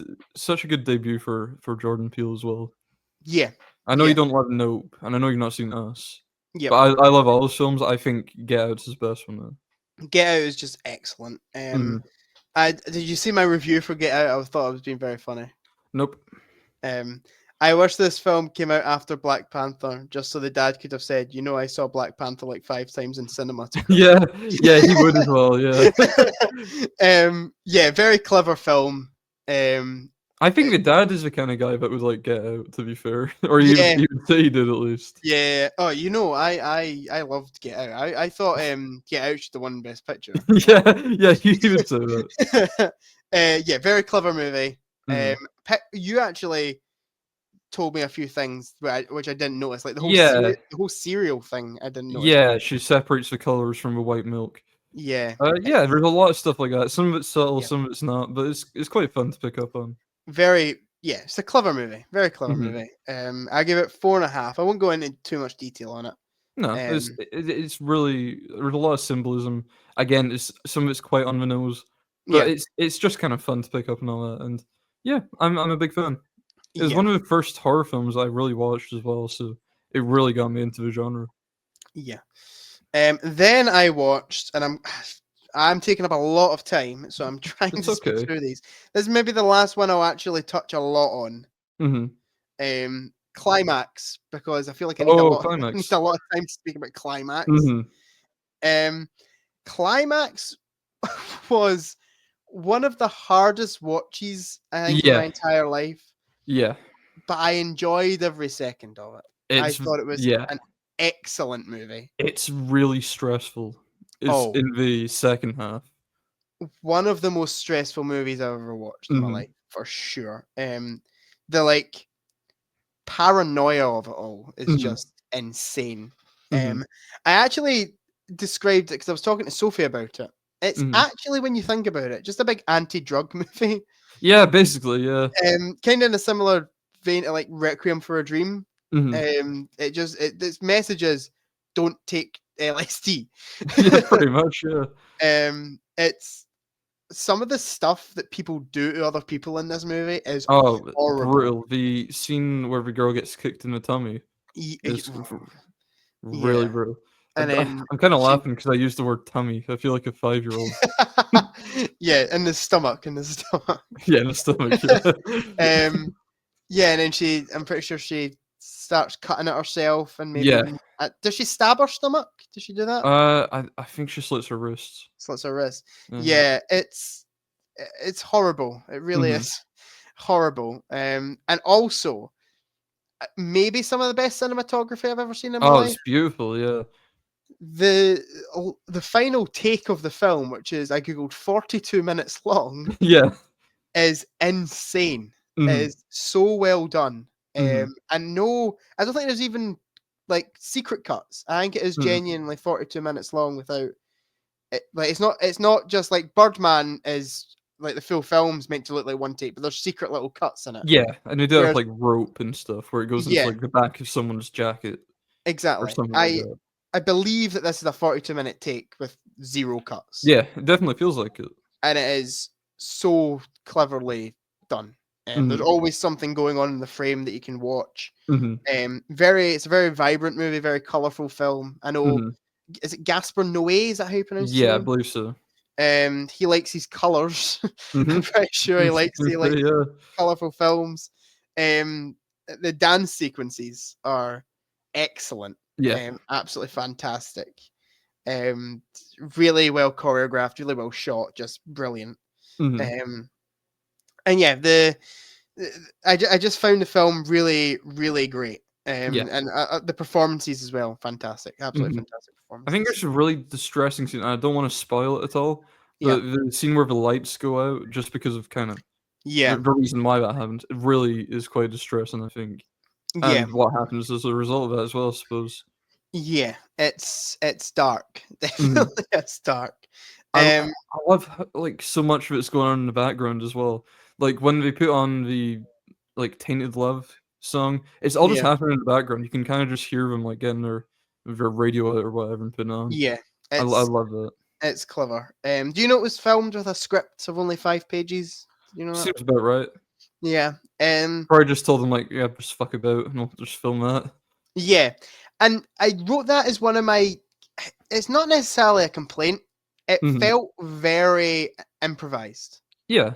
And I couldn't tell if I liked that. I feel like if you, I feel like it would have been better if actual dialogue was written down. Sure. But I did like the improvisation feel of it. It feels pretty natural. Yeah, it definitely did. I just felt apparently they were rushed because they wanted to get it to Cannes and stuff. It was made Mhm. in like 4 months or something like Mhm. that. I just felt if they got a little bit more time, it would have been a bit more competent, I guess. But Sure. it still is definitely competent. It's a really Mhm. great movie. Also, some of it felt a little bit. I don't really know why they'd done it. Like the whole credits thing. Like, Yeah. That's I quite like it, but I couldn't tell you why exactly you put them there. yeah. So, yeah, they're at the start, and then the opening titles appear halfway through or something, Yeah. and it's strange. It's weird, but I quite like it, but it was. I felt like it was trying. It was just trying to be different, and I don't know if I liked that or not. I can see that. I couldn't really find a good reason for why they would do that. Mm. But honestly, it's a film that I think everyone should see and just make Yeah. up their own mind about. Yeah. You'll either love it or hate it. I feel like, Mhm. but yeah, I give it a 4 stars. I really, really loved Climax. I've got it 4.5. I watched that in October as well, and we talked about it a bit last week, but you haven't seen it yet. So Yeah, it's good to get your thoughts on it now.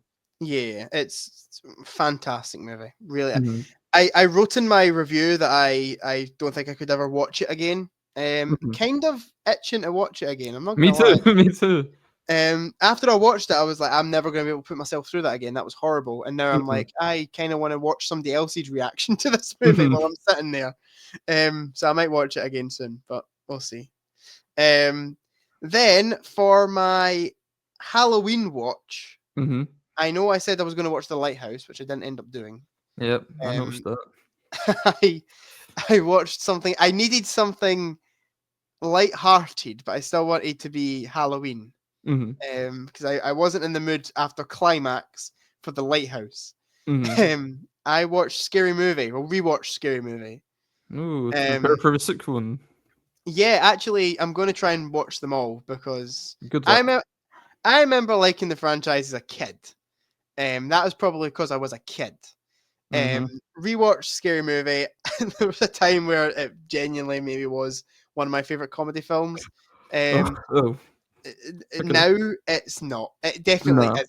no. It's, for every good joke, there's one that just makes me roll my eyes so hard.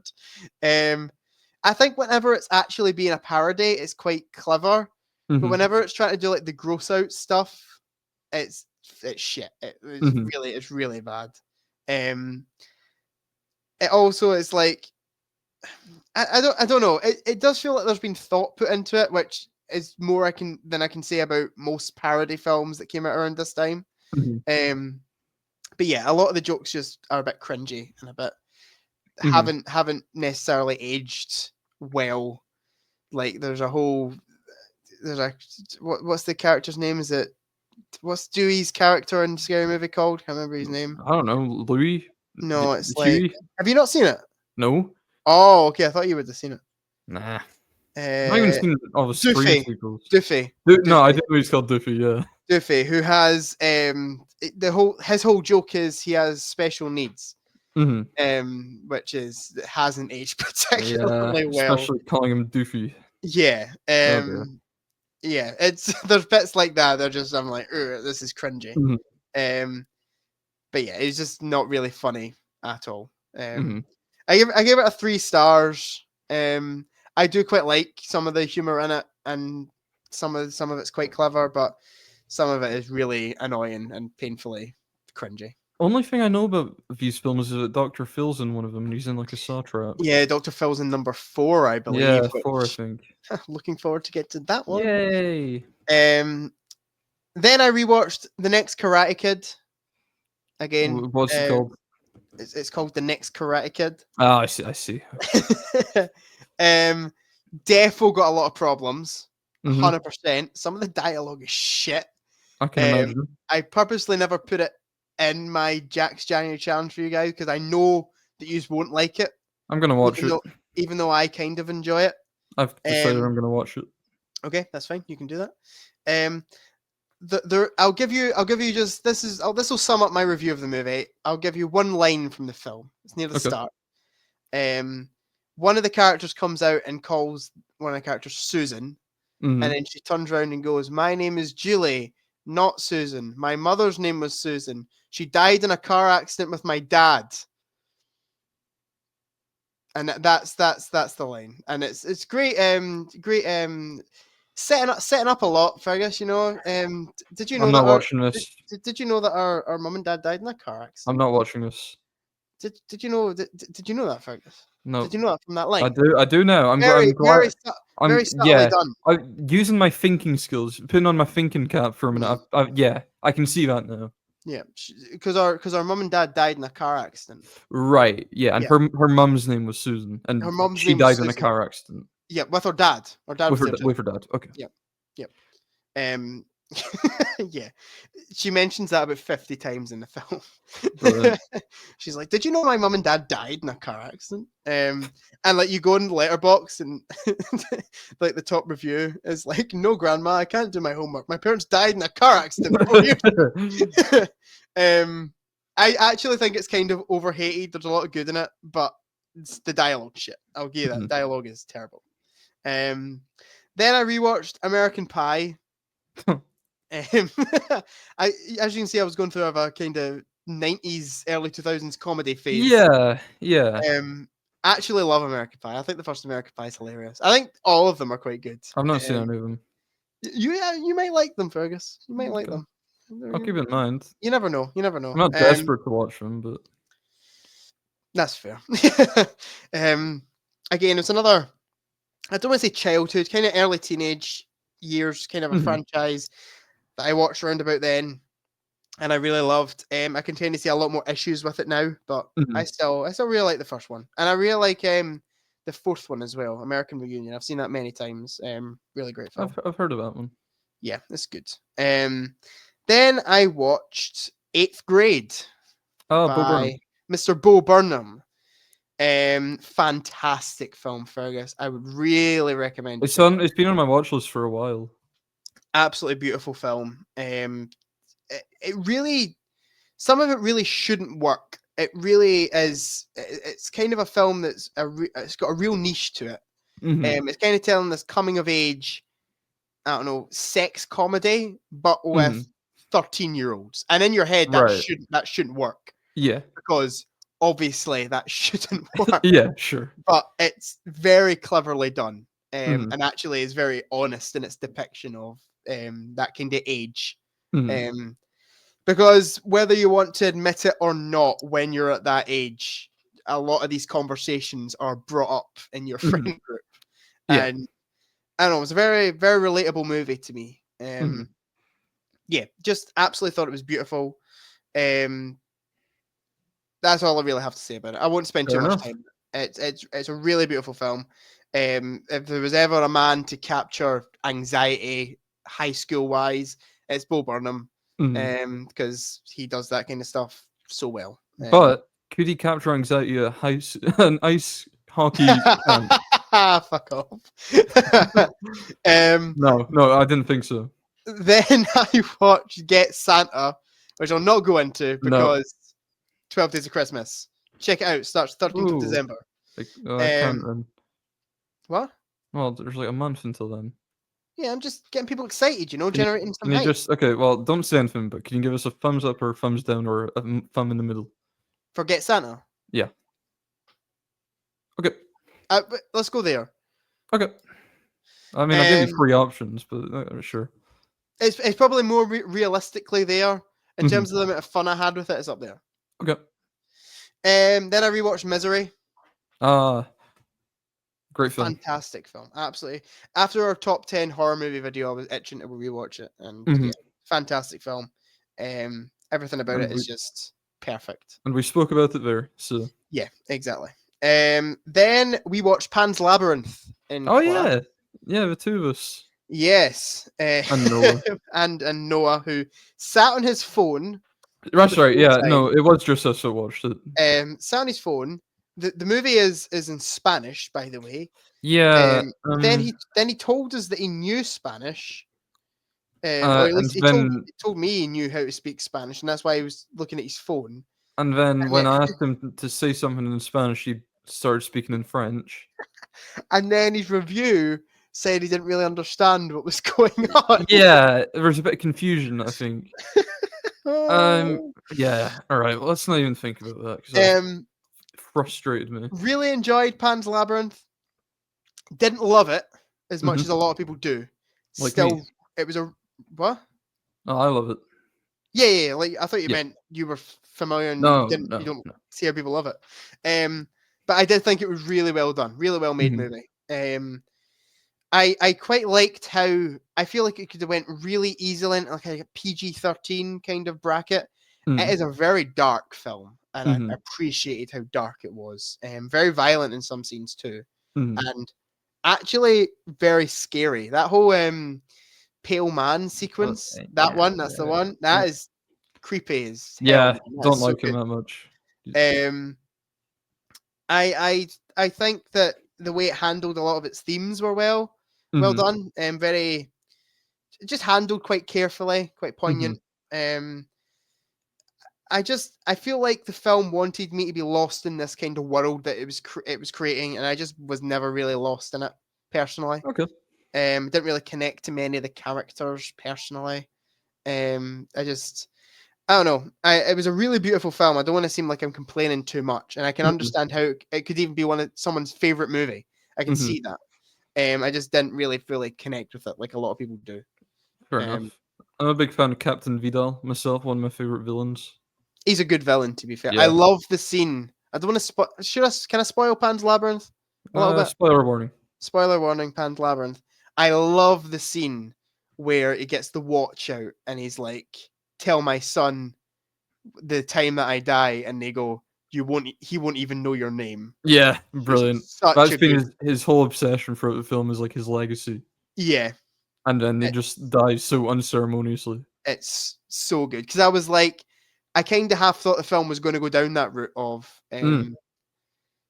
like it's gonna go down the route of they're gonna like respect his last wish or something. And I was like, I don't want them to do that, and they didn't. Which Oh, it's I appreciate. already quite a dark ending.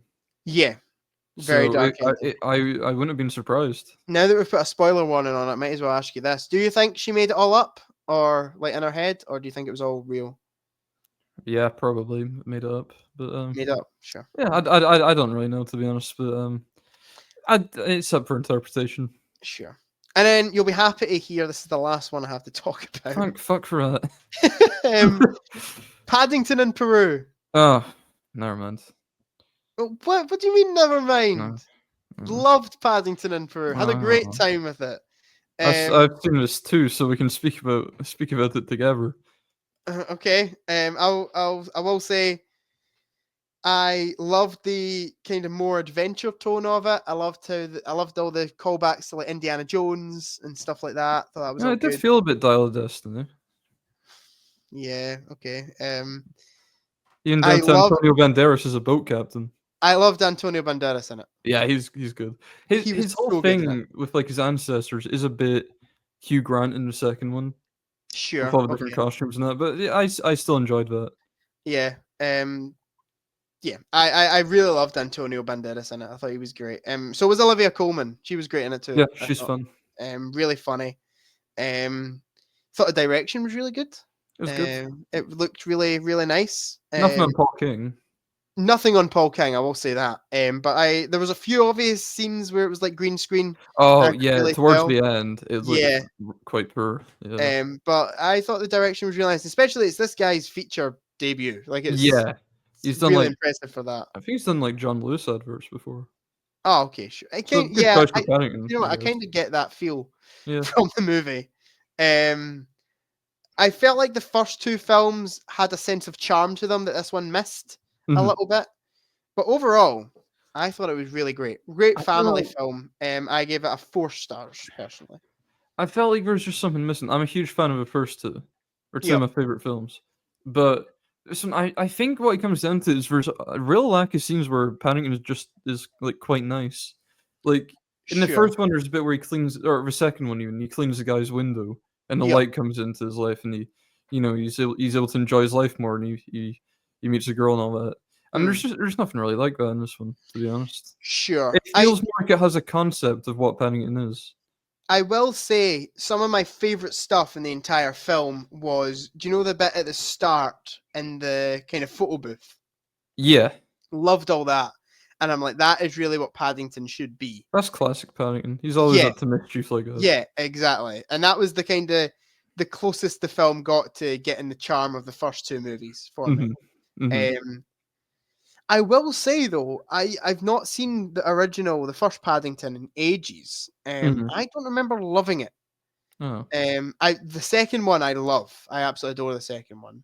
And I really loved this one. I don't remember loving the first one, but I probably need to rewatch it. I'm a big fan of the first two. Third one was good. I still enjoyed it. It was a little disappointing. I liked Mr. Brown. I thought he was quite funny. He was really fun. What did you think of the new woman playing Mrs. Brown? I thought we might get to this. She's fine. Emily Mortimer. She's good, but she's nothing on Sally Hawkins. I think Sally Hawkins was almost one of a kind in those films. I feel like we took her for granted because I rewatched them, and I'll talk about that later, I guess. But she's really brilliant in it, and she has such a warm connection with Paddington. I would agree that. I definitely agree that Sally Hawkins is the better of the two for sure. But I quite liked Emily Mortimer on it. Yeah, she's alright. She was good. There's an epic scene at the end. I'm not going to spoil the film, but I will just say. Mrs. Bird's disco dance party. Oh yeah. Fucking love Mrs. Bird. Yeah, it was pretty fucking iconic. I will also say, I wasn't a big fan personally of the random song that Olivia Colman does. No, I didn't like that. That was a bit shit. I will admit that. Oh, no, that's the one. Yep. I could do without that. But overall, really loved Paddington in Peru. I thought it was good. Yeah, it was good. I can't deny that. Yeah, as I've seen you saw it twice, so you Yeah. must have enjoyed it. Yeah. I mean, it was a reluctant rewatch so Okay. soon, but yeah, I enjoyed it both times. Okay. Sorry for taking up an hour and 50 Oh minutes. no, it's fine. I'll just go through all 83 films that I've seen in the next 10 minutes. It's okay, Jack. I can do that. I'll get hold on. Let me just get my drink here. Right, on you All go, right. Fergus. I'm ready. Started off spooky month. I watched one new horror film for Mhm, every day of the month in October. mhm. Oh. So we started off with John Carpenter's Prince of Darkness. Jack's Yep. choice. He chose it at random. Yep. It was quite good though. I liked it. I don't have a huge amount to say on it. Other than I thought the main woman looked a bit like Lois Griffin. Okay, sure. I said in my review she looks like Lois Griffin if she was in one of those What If Family Guy was an 80s sitcom AI kind of videos. You know what I mean? She looks like Sure. that. Yep. So yeah, I enjoyed Prince of Darkness though. Then you weren't in for this, but we watched The Power of a Dog in classic Yeah, Unity. I'd already seen Power of the Dog, so I wasn't. I have to admit, I wasn't itching to rewatch it. No, which is fair enough. I enjoyed the film. I can see why you didn't rewatch it. I don't Yeah, think. I think you can see why I wouldn't be itching to. I've seen it once. I don't really need to see it again. Yeah, Kind of yeah. film. I'm kind of the same, but Yep. it was good. I liked all the performances in the film. What did you give it? 3.5. Okay. I was Valid. sitting at a 3 at first, but the more I thought about it, the more I liked it. It is quite a clever film. Mhm. I think I liked it a lot more the first time I watched it, and then it kind of sat on me a bit, and I liked it a bit less. And I guess Mhm. that's maybe the opposite to you. Yeah, basically, yeah. But I've got it as it's a very comfortable 3.5 for me too. Mhm. Yeah, that's what I'm saying as well. Then I rewatched The Substance with my good friend Crispy Chicken. I guess we've spoken about this before. Yep. Love The Substance, possibly my favorite of the year currently. Would Sure. hugely recommend it. It's on Yeah. Mubi currently. I don't know if you have Mubi. I don't. I'll probably wait for. I'll get him the Blu-ray for sure, Yeah, and I'll watch it that way. But I'm really looking forward to watching it. I've heard nothing but good things. it's brilliant. I watched it again actually. I'll just say now I watched it the other day with my parents, and they both really enjoyed it as well. Good. So, and then day 2 of Spooky Month, I watched The Fog, another John Carpenter film. Sure. Nah, not as good. Yeah, haven't heard the best things about The Fog. Yeah, regrettably, it's an interesting concept, I guess. This ominous fog kind of rolls into town, and there's like the zombie. No, there's more to it than that. There's like zombies, like fishermen killing people, and that's fine. But the film takes so long to set Yeah. up the climax. But by the time the climax happens, it's basically finished. Sure. Like I was get you. sitting there like, oh, this is okay, but like there's not much happening. How much longer's left? I checked the time. 15 minutes left. I was Yeah. fucking shocked. But it's okay. It creates a nice sense of atmosphere in this little small town. Okay. Yeah, it's fine. Yeah, I've heard similar things to you. Mhm. What you're saying, like it's okay, but it's one of Mhm. Carpenter's weaker films. Yeah. Basically, pretty much. Probably the worst one I've seen from him. I also feel like that's also a bit strange because in my head, The Fog is quite an iconic horror movie. Yeah. Like, I don't know what it is about it. I get it. I often get it mixed up with The Mist, which is a Mhm. Stephen King film. Mhm. And I don't think that's the best reviewed of movies either. Mm. But it just in my head, The Fog is this classic horror film, and then whenever I've heard somebody watch it, they're like, "That was okay." Well, I think there is some kind of classic horror film. I don't think it's called The Fog. It's something to do with the fog. Mm, And I can imagine John Carpenter maybe kind of like The Thing was inspired to do his own take on it. So fair enough. yeah. It's not bad, but Okay. it's the weakest thing I've seen from him so far. Sure. Then day 3 of Spooky Month, I watched Pearl, which I really enjoyed actually. I watched X last year, Mhm. and I thought it was okay. Yeah, I'm pretty sure we spoke in the podcast. You were a bit hesitant to watch Pearl because Yeah, you were you thought X was a bit mid. yeah, I thought it was okay. Pearl was really good. I loved how it opened on this like vintage musical aesthetic. and kind of Mhm. drops it. Have you seen Pearl? No. Oh, okay. It kind of drops it as it goes on. I think Okay. Mia Goth's performance is really spectacular in this film. She's so committed to it, Yep. and there's two really great monologues in it, and then the final shot of the film. I guess I won't spoil any of it, but the final shot of the film is so long and haunting, and I adore it. Uh, How much does it actually tie into X? well, Pearl is the old woman in X, Yeah. so it's basically her origin story. Right. Okay. Got you. To be honest, it could just as easily not be related to in any way. Yeah, I get you. So yeah, I mean, you can really just watch it as its own thing. Yep. Would recommend it over X. I've not seen Maxine yet. Are you I looking know forward to watching it? not really. It didn't get great reviews. But I guess I'll finish the trilogy at some point. Yeah, I have heard like kind of general opinion is Pearl's the best one of Mhm, the three. mhm. I was in a similar camp with you. I don't know what score have you got X at? Free. Yeah, I've got it as a 3.5. I was very similar to you, as in this is all right, this is decent, Mhm, but I don't. A lot of people were raving about it, and I was like, mhm, I don't really get that mhm. personally, No, and I think I'm with you. that's why I was hesitant to check out Pearl. But now you're Mhm. saying that it's good, I might watch it. It's really brilliant. Just watch it for Mia Goth's performance. I wasn't sold on her in X, but I think she's really brilliant in Pearl. Sure. She has a great scene with the mother character. I won't Mhm. again not spoiling any of the film, but you'll know it when you Yeah. get to it. It's fantastic. Cool. And then me and Mark and I think yeah Noah as well. We headed off to the cinema to see My Old Ass. Oh yeah, I've heard that's good. Yeah, new Aubrey Plaza film. I enjoyed it. Very Good. heartwarming. Very emotional. Enjoyed.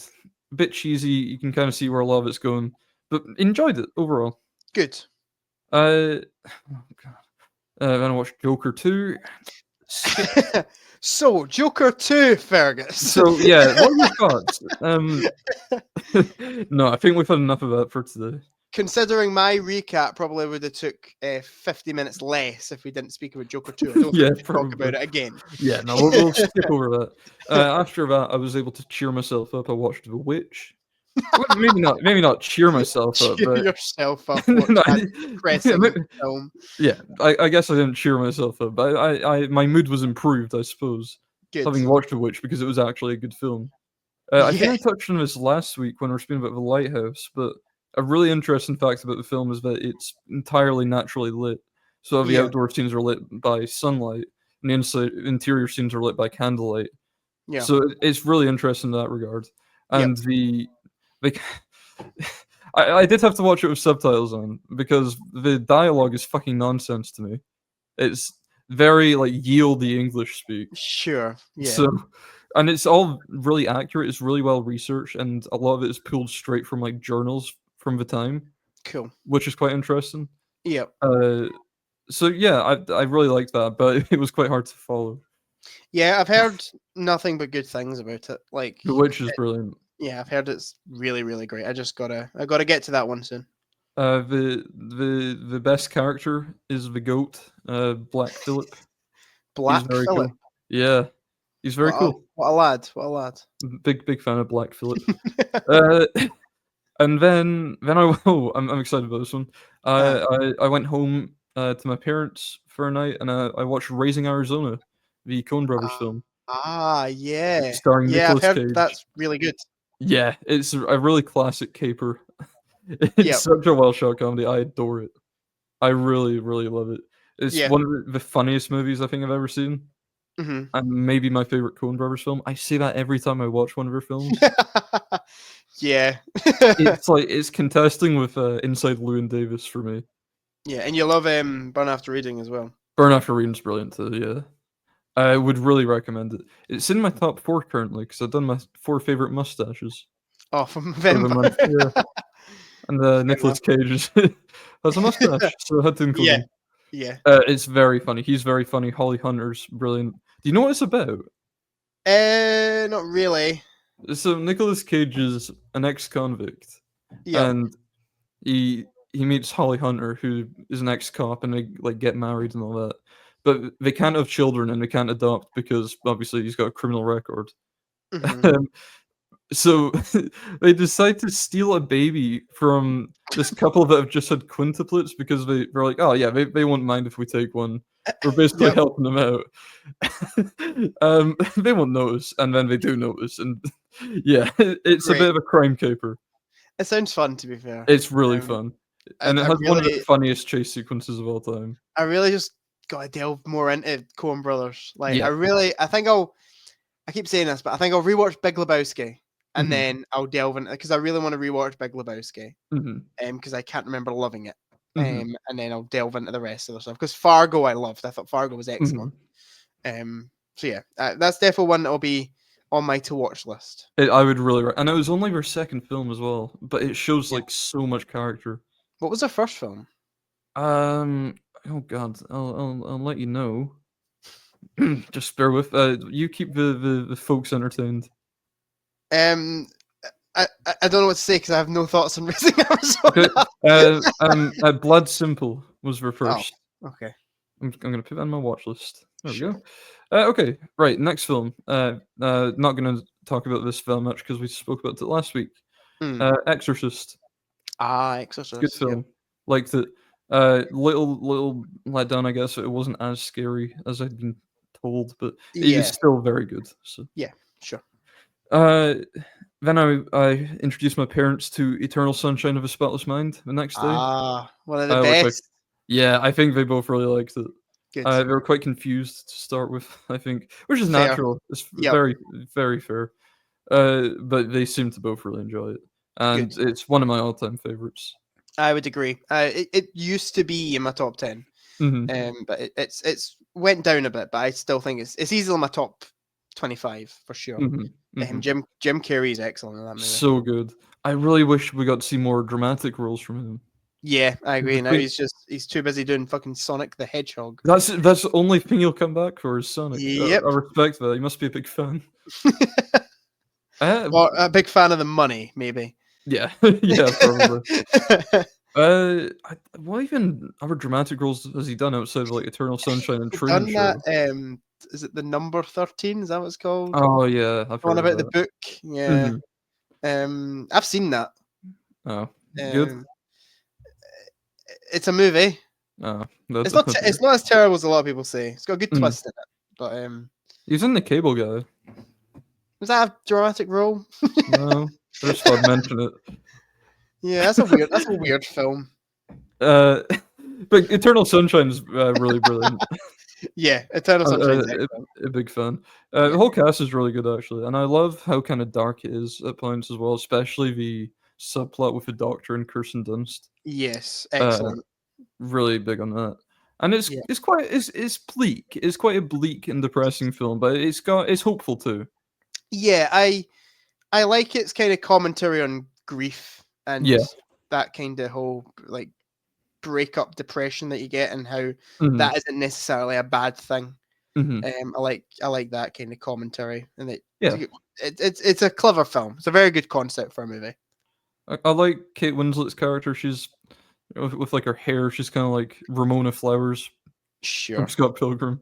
Yeah, I will say I really hate Elijah Wood's character in it. He's a yeah, he's a twat. Yeah, he's a fan. Can't suffer him.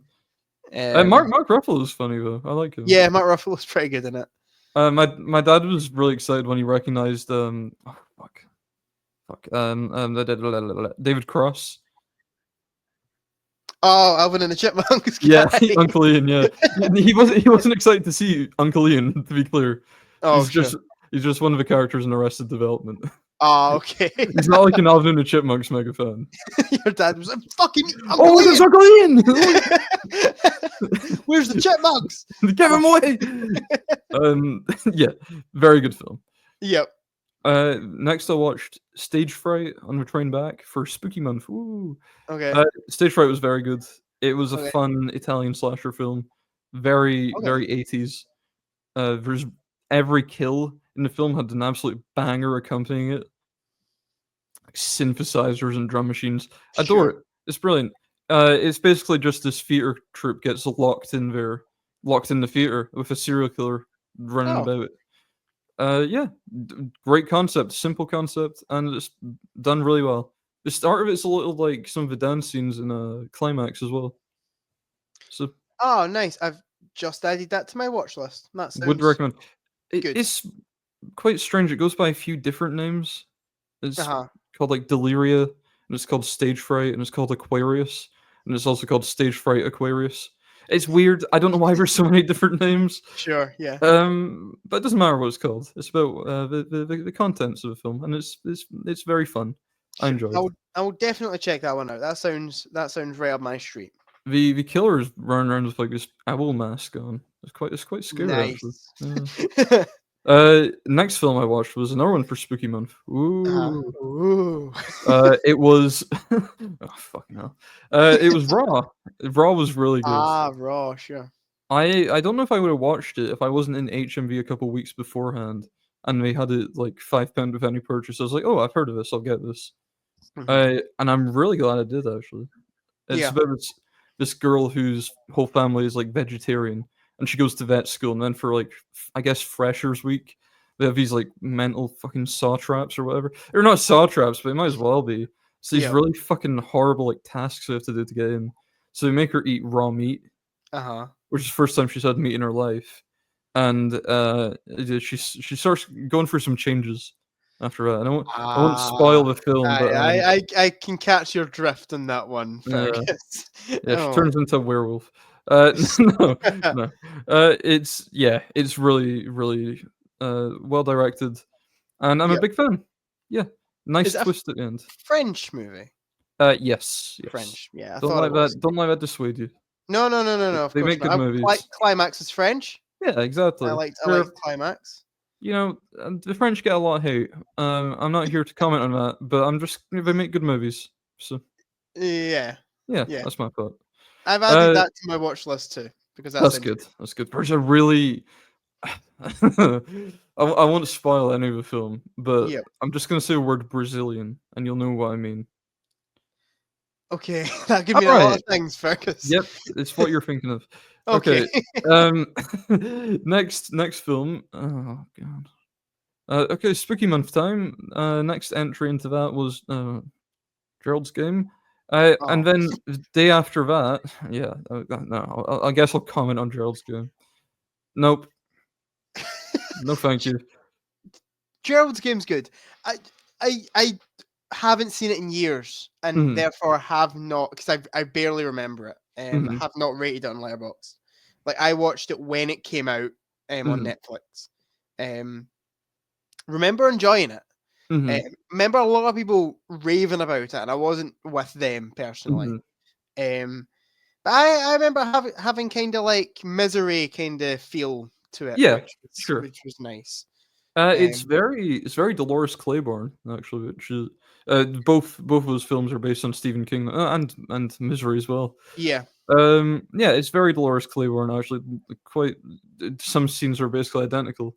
Dolores Claiborne is vastly superior in my opinion, but sure. Gerald's Game's still good. That's one I really want to watch. Really want to watch the. I think you would really like it. Yeah. Gerald's Game's good though. It's a well, not good. It's okay. It's okay. It's a good concept. I Yeah. think. It's kind of sex game gone wrong, Yeah. but I don't like the ending at all. Okay. I can't remember the It's- ending. Basically, I guess spoilers for Gerald's Game.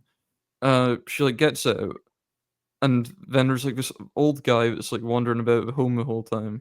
You might Mhm. remember, and that's Yeah. like part of her imagination. Oh, and then he's like real, and then they spend 15 minutes going through that, and it's fucking Yeah. painful.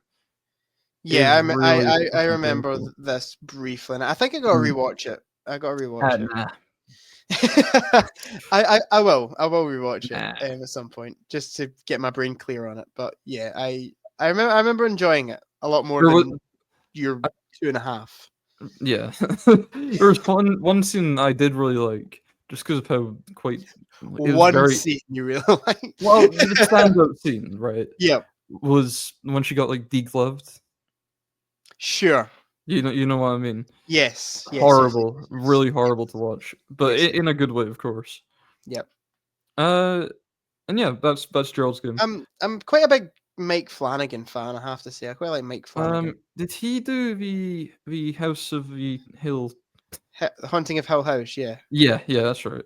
And the spin-off of it as well. Yeah, I honestly think he's maybe one of the better horror directors working right now. Well, I know you like Doctor Sleep. Love Doctor Sleep. I quite liked Hush. I thought Hush was pretty decent. I haven't actually seen Hush. Hush is pretty good. I've not seen any of his other films. He's doing an Exorcist one. Yeah, I'm looking forward to this that. much. And there's a film of his from this year called The Life of Chuck, which I'd quite like to see, starring Tom Hiddleston. This Looks like quite I've heard good. of that actually. I don't think it's a horror, but to my watch list. quite excited for that. Yeah, I'm a massive fan of Doctor Sleep, as you know. I actually, when we came out of, me and my friend Daniel went to see Exorcist Believer, directed by David Gordon Green, which was terrible. And David Gordon Green was one of the worst choices to direct an Exorcist movie. I remember coming out of that going, because there was apparently a trilogy coming, a new Exorcist trilogy by David Gordon Green. And I was like, this is going to be shit. And I was like, they should get Mike Flanagan to take over. And then your prayers were answered. Look what happened, because Mike Flanagan is really good at doing that sort of thing, in my opinion. You've willed them into existence. Exactly. But yeah. Gerald's Game, not my thing. Sorry. Next is Dunkirk. We spoke about that. And then me and Noah, we went to see A Different Man, starring Sebastian Stan and Adam Pearson. Funny black comedy. Enjoyed it quite a bit. I thought Adam Pearson was really quite likable in the film. Sebastian Stan was good as well, but not his stand-up performance from a year, and I'll talk about that in a moment. Okay. That's another one that's on my watch list. Would recommend. Really want to see that one. I'm not sure if I love how it all kind of wraps up. It feels like it doesn't really know itself. Sure. To wrap up. But aside from that, I enjoyed it. It's funny. Yep. And then I went with my flatmate Owen. I don't think it's ever been mentioned on the podcast, but he's one of my flatmates. He's a big anime fan, is Owen. Okay. And he kept telling me to watch a series Bocce the Rock. Okay. And I'd already been told to watch it, so I was like, okay, I guess I'll watch that at some point. And then turns out season 2's coming out, and so they turned the whole season 1 into like these recap movies. Okay. He's like, come and see this at the cinema with me. So I was like, all right, I'll go see that. So it's basically a whole season 1 condensed into a 3-hour movie. Okay. I liked it. I enjoyed it. It was funny. It's about this like shy, socially anxious girl who joins a band at high school, and she kind of opens up more because of that. Okay. Enjoyed it. It's quite silly, but it's funny. Sure. I remember actually that coming up on your Letterboxd and me being like, "What the fuck is Fergus watching?" I mean, I felt the same at first. I was like, "What the fuck is Fergus watching?" But no, it's funny. I enjoyed it. I can see why Owen thinks it's the best film ever made or whatever. Next is Sixth Sense, which I watched for Spooky Month. Spoke about that. Fuck off, Sixth Sense. You've had your time. What did you give it? I gave it 4 when I watched it. It's kind of gone down to 3.5, but it could go back up to 4. I don't know. It's in that ballpark. Gotcha. Then I watched the next day Bram Stoker's Dracula for Spooky Month. Nice. It was good. I thought, I might as well watch it. I've wanted to watch it for a while. I've seen a Francis Ford Coppola film recently with Megacocculus. Yep. God. Bram Stoker's Dracula was very good. I loved the set design, the production design. Costumes were brilliant. Yep. Mostly good performances. Not sure about Keanu Reeves. Sure. Is Gary Oldman in it, right? Yeah, he's Dracula himself. Yep. He's very good. He's never not good. No. I will say, Francis Ford Coppola has done something quite incredible here with this film. Because it seems as though he directed the whole thing with only one hand. Okay. Oh, I have never seen a more horny director than Francis Ford Coppola making this film. Okay. I get it. Fair play to him. Not one to watch with your grandparents, but Got you. Overall, good film. Enjoyed. Gotcha. Next film I saw was with Owen again and Crispy Chicken, and also some random person Owen brought along. Sure. We went to see Terrifier 3 at the cinema. Nice. Ho ho ho! Merry Christmas, Art Clowns in town. Is that your full review? Is that it? That's yep, Is, sure. is this the, I actually think I remember your review for this. Is this the one where you were like, this is less traumatic than the Christmas my uncle started talking about women's football? Yeah. That's my favorite Fergus Clark review, I have to say. Ah, I'm glad you're a fan. Thank you. I was a It's big quite fan it's of quite that a one. popular one actually. That one, I had a good chuckle to myself when I read that. and it's all true, which is brilliant. Yeah. Terrifier 3 was quite good. Probably my favorite Terrifier film, to be honest, because the second one, I was saying this earlier when we were talking about the first, it's a lot less serious than the first one. It takes itself a Yeah. lot less seriously, but it's a bit overlong. It's 2 hours 20, and to be honest, the story is not interesting enough to justify that. Sure. Terrifier 3 feels like a good balance in between them of taking it, taking it less seriously, and it kind of knows what it is a bit more. And Yeah. I enjoyed it. It's quite weird. You'll be surprised to find that the Terrifier films go into this like kind of fantasy direction Okay. with the sequels. It's quite strange. Yeah. But I enjoyed it. I don't think there's anything in Terrifier 3 that's as violent as the upside down scene in 1 or the bedroom scene in 2. Sure. But there's a good bit of a chainsaw. And Great. That's liquid nitrogen cool. gets used as well. Oh, nice. Yeah. Now, can I ask a question about Terrifier 3? Mm-hmm. Is there, I don't know if there's a nice way to put this. Is there killing children in it? Yep. How is that handled?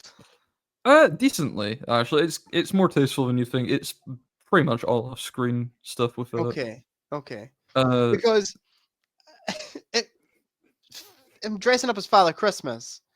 I'm Mhm. like, this is obviously going to go down a route where children are heavily involved in the plot. and I sure was enough, just- they are.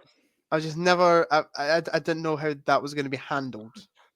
Two children are killed within the first like 5 minutes or so of the film. Yes. Yeah. Oh, no.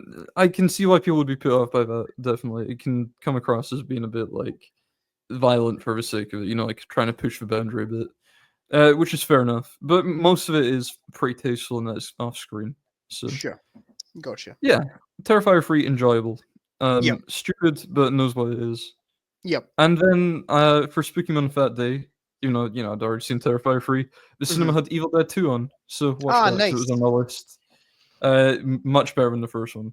Yeah. Huge step up. And I already liked the first one.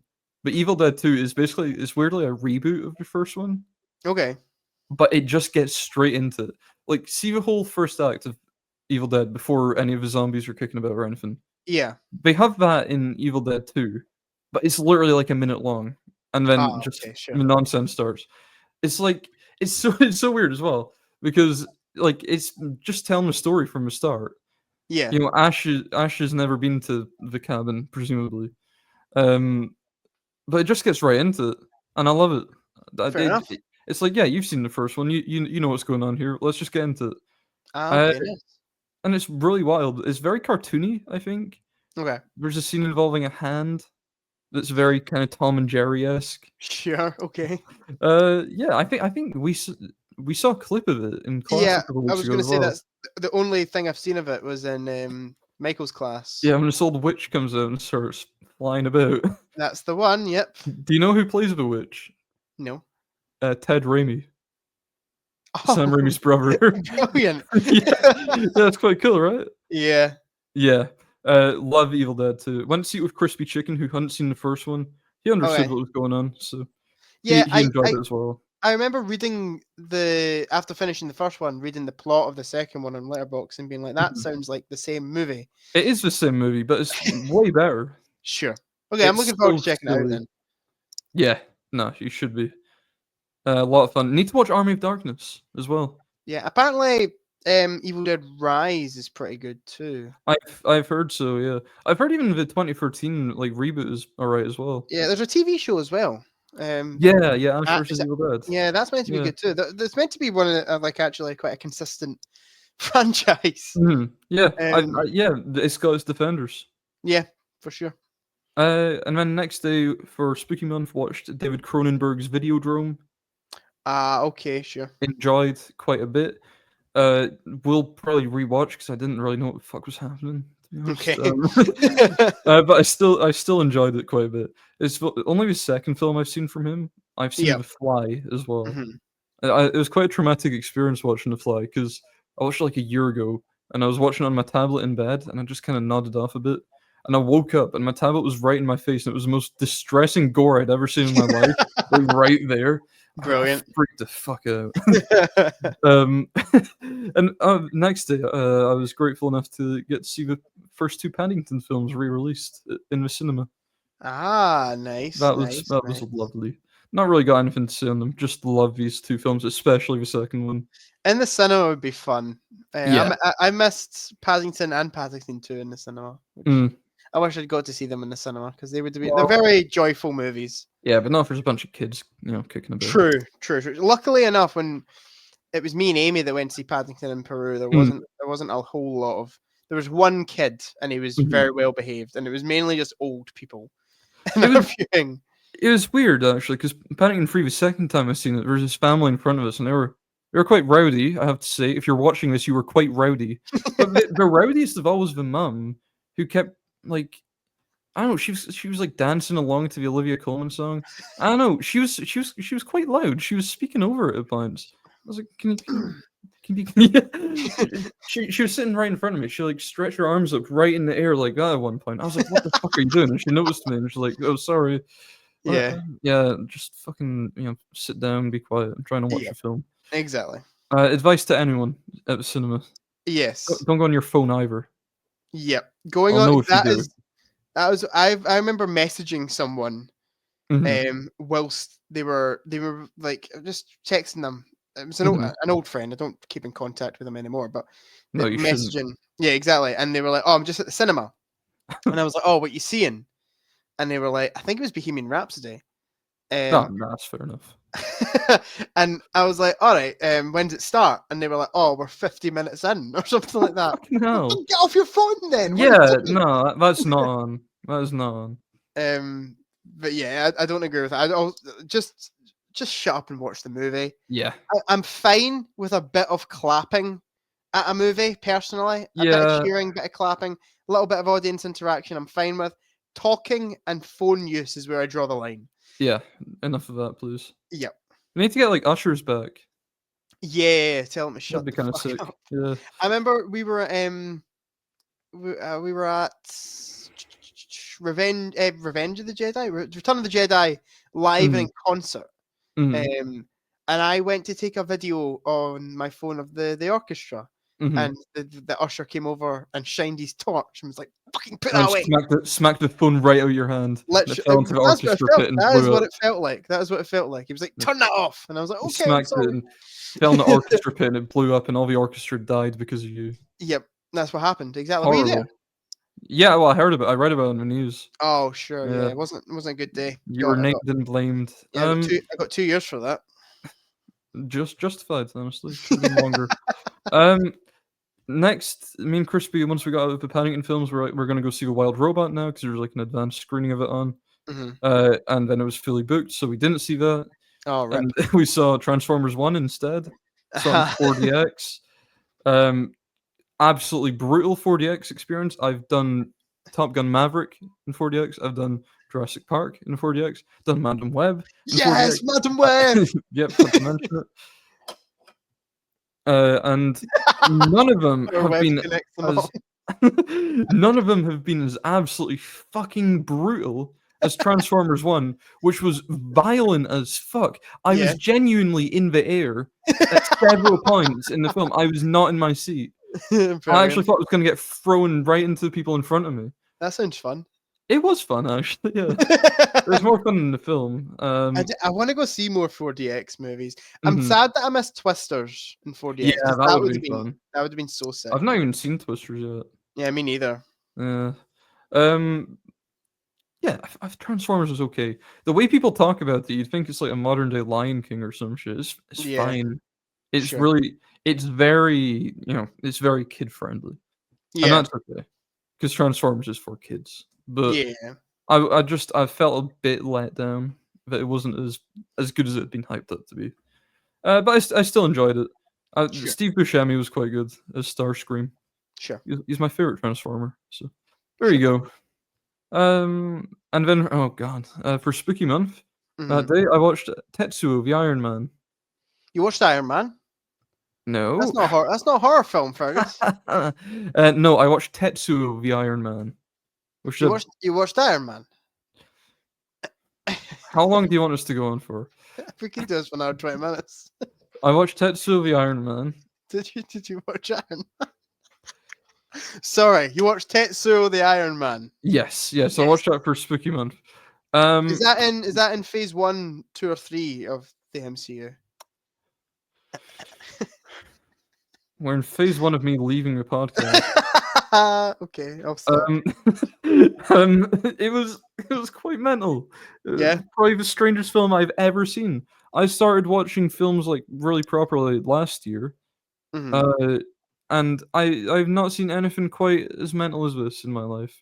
Yeah. And I don't know if I ever will, to be honest. Can't even really say if I liked it or not. I think I did. I didn't know what was going on. It was strange. It was bizarre. I was crying for my mum. It was, but I guess everyone should probably watch it at some point in their life. So, Sure. there you go. It's only 67 minutes. Yeah, you'd be surprised at how much they pack into that. Okay. And then I watched A Quiet Place because I had laundry to do, and Noah gave me a Blu-ray, and he wanted the Blu-ray back the next day, so I was like, "Fuck it, I'll watch this." Just really quickly, Mhm. Tetsuo the Iron Man. Mhm. I was really shocked when the whole Mandarin twist happened in it. So I watched A Quiet Place, as I was saying, because I had laundry to do, and Noah wanted his Blu-ray back the next day. So Yep. fuck it, put this on while I'm doing laundry. That's fine. It was fine. It was bordering on decent. I liked it sometimes. Some I've bits were heard quite really good tense. things about A Quiet Place. Yeah, I think you'd like it more than me. Okay. It was quite tense at points. So then I watched Brain Dead for Spooky Month. Yep. Peter Brain Dead Jackson. was brilliant. There's a quote I quite like from it where this priest comes out and he's like, "I kick ass for the Lord," and he starts beating the shit out of these guys. Really fucking cool. Yep. Really fucking mental film. It's very bizarre, very cheesy, and I love it to bits. I compared it in my little Letterboxd write up to the film Society, Okay. which is another film that gets really mental and really gory in the final act. Sure. But this is better than Society because the first 2 acts are also really good. Yeah, it's one that's on my watch list. I'll definitely get to it. It looks like it would be right up my street as well. Yeah, it's really bizarre, like New Zealand comedy. Sure. And I love it. Yep. Then I watched Saw. Spoke about that. It's a short Oh, film. the short film. Yeah. Sure. Great visual effects. And then Pet Sematary was on the list for Spooky Oh. Month that day. Okay, this could be an argument. No, it's not. Oh, I'm just getting ready. Right, Nope, on you go, Fergus. Do didn't your like worst. it. Wrong. Wasn't scary. Wrong. Performances were lackluster except the old man. Valid. Yeah. The cat was quite cool. I quite liked the Do you not cat. like the kid? Nope. Do you not like the bit where he's like in the loft and he's got the wee knife? He's like, ha ha ha, and then he like flies out the fucking loft. No, you would have done it better. And then he walks towards with his wee little cane. He's like, I hello. like, I like when he runs out into the road. Fuck yes. Do you know the Oh, bit where he gets the injection in him? He goes, no fair. nope. No fair. No, you're just turning me off. You're making me hate him more. It's so good. It's so No.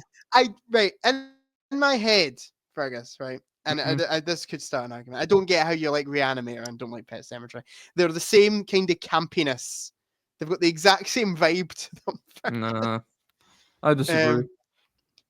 You like the old man though. Yeah, I thought he was quite cool. He had a bit of like a Leslie Nielsen vibe to him. I quite liked him. Yeah, I really like him. He's the best character. Do you like the Yeah. ending? No. Oh, rip. All right. I- So I- next day. I love. Did you not even find the stuff with his sister quite creepy? You know, like the sister like died in her sleep. She Not was so really. malnourished. That's creepy. I don't know if it was an age I watched it at, because I watched it when I was really young. Mm. So maybe I'm just like get flashbacks to that. And like That would do it. the scene where the kid gets hit by the truck is very well done. Yeah. It is very well done. It is fairly cheesy, but it is well done. Yeah. I think. But I've got a 2.5, but to be honest, the more I think about it, it's a 3, really. I'll put it to It's a- 3 for you, Jack. It's a 4. Nah, don't push it. Okay, there you go. Thank you. There's a 3. Thank you. For you. Let's shake on that one, Fergus. Let's shake on that one. Thank you. Yep. Okay. Yep. Speaking of Get Out. Yeah. Speaking of uni, we watched Mad Max Fury Road. Yep. You didn't. Yep. Still love Mad Max Fury Road. Everything I want from a Mad Max film, I guess. Yep. And then me and Noah were lucky enough to go to the Smile 1 and 2 double bill at Cineworld. Smile 1, fucking awful. Didn't like that. Boring as fuck. Really fucking dragged. The performances were dog shit. I didn't like it very much. Fergus, It took itself far too seriously for such a stupid concept. Don't shout at me, Fergus. I've not done anything wrong. Smile 2 was better though. It took itself a lot less seriously. I've heard good things about Smile. No, you've not. I have. Hate to break it to you, I have heard good things Who's about it. lied to you about that? Mike's reviews and analysis. We love you, Mike. Mike Oh. liked it. Okay, that's good. Good for him. I didn't. I thought it was fair awful, actually. My friend Daniel also said it was really good. Which one's Daniel? You met Daniel. Yeah. Oh no, I know Daniel. Yeah. No, that doesn't really affect my thoughts on it. To be honest. Fair enough. I liked Smile 2 a lot more. It was quite silly. Yep. It took itself a lot less seriously, and Naomi Scott was very good. I liked the ending in the cinema. I think the more I thought about it, the less I've liked it. But Okay. overall, a lot more fun. Okay, fair enough. Do you want me to do a Smile from Smile? Yep, let's see it. Yep. Next, we've got Train to Busan, which me and Noah watched because he spent the night at mine before we watched a very exciting film in the morning. Train to Busan is a really good horror, really good zombie film set on a train. I don't know if you've seen Bullet Train. Yes. It's a bit like that, but with zombies. Ah, nice. I love Bullet Train. Oh, okay. Yeah, Train to Busan. to Busan. Would really recommend it. I'm just getting loads of stuff to add to my watch list. Yeah, good recommendations. Sorted. That is, there we go, on my watch list. Brilliant. We had a lot of fun watching it. Yep. And then we got up early the next morning and we headed off to Cine. And we went to Odeon for this one. We went and saw Harold and the Purple Crayon. Oh my god, worst movie of the year. Jesus Christ. Awful, abysmal in every single fucking conceivable way. Jesus. Oh, really bad. I know it's made for kids. I know it's made for infants, but they deserve better, to be honest. Fair enough. I don't really like kids that much, but I think I'd just be quite offended if I was one and I've seen this. Sure. No, I'm above that. I get that. I get that. I like Jermaine Clement in it. I guess he was the one good part of the whole film. He was in it. He obviously directed What We Do in Shadows, and he's in it as well. Yeah. He's very funny. Well, I say very funny. I smiled a little at some of his moments. Are you a big fan of Zachary Levi? Right. I'm personally a big fan of Shazam. Shut the fuck up, Jack. You're pushing my buttons today. You're really getting under his skin. Good. Okay. Next film I watched was I Saw the Devil, a Korean film by Kim Ji-woon, who directed The Good, Bad, the Weird. Another film I really like. That guy before. Never heard of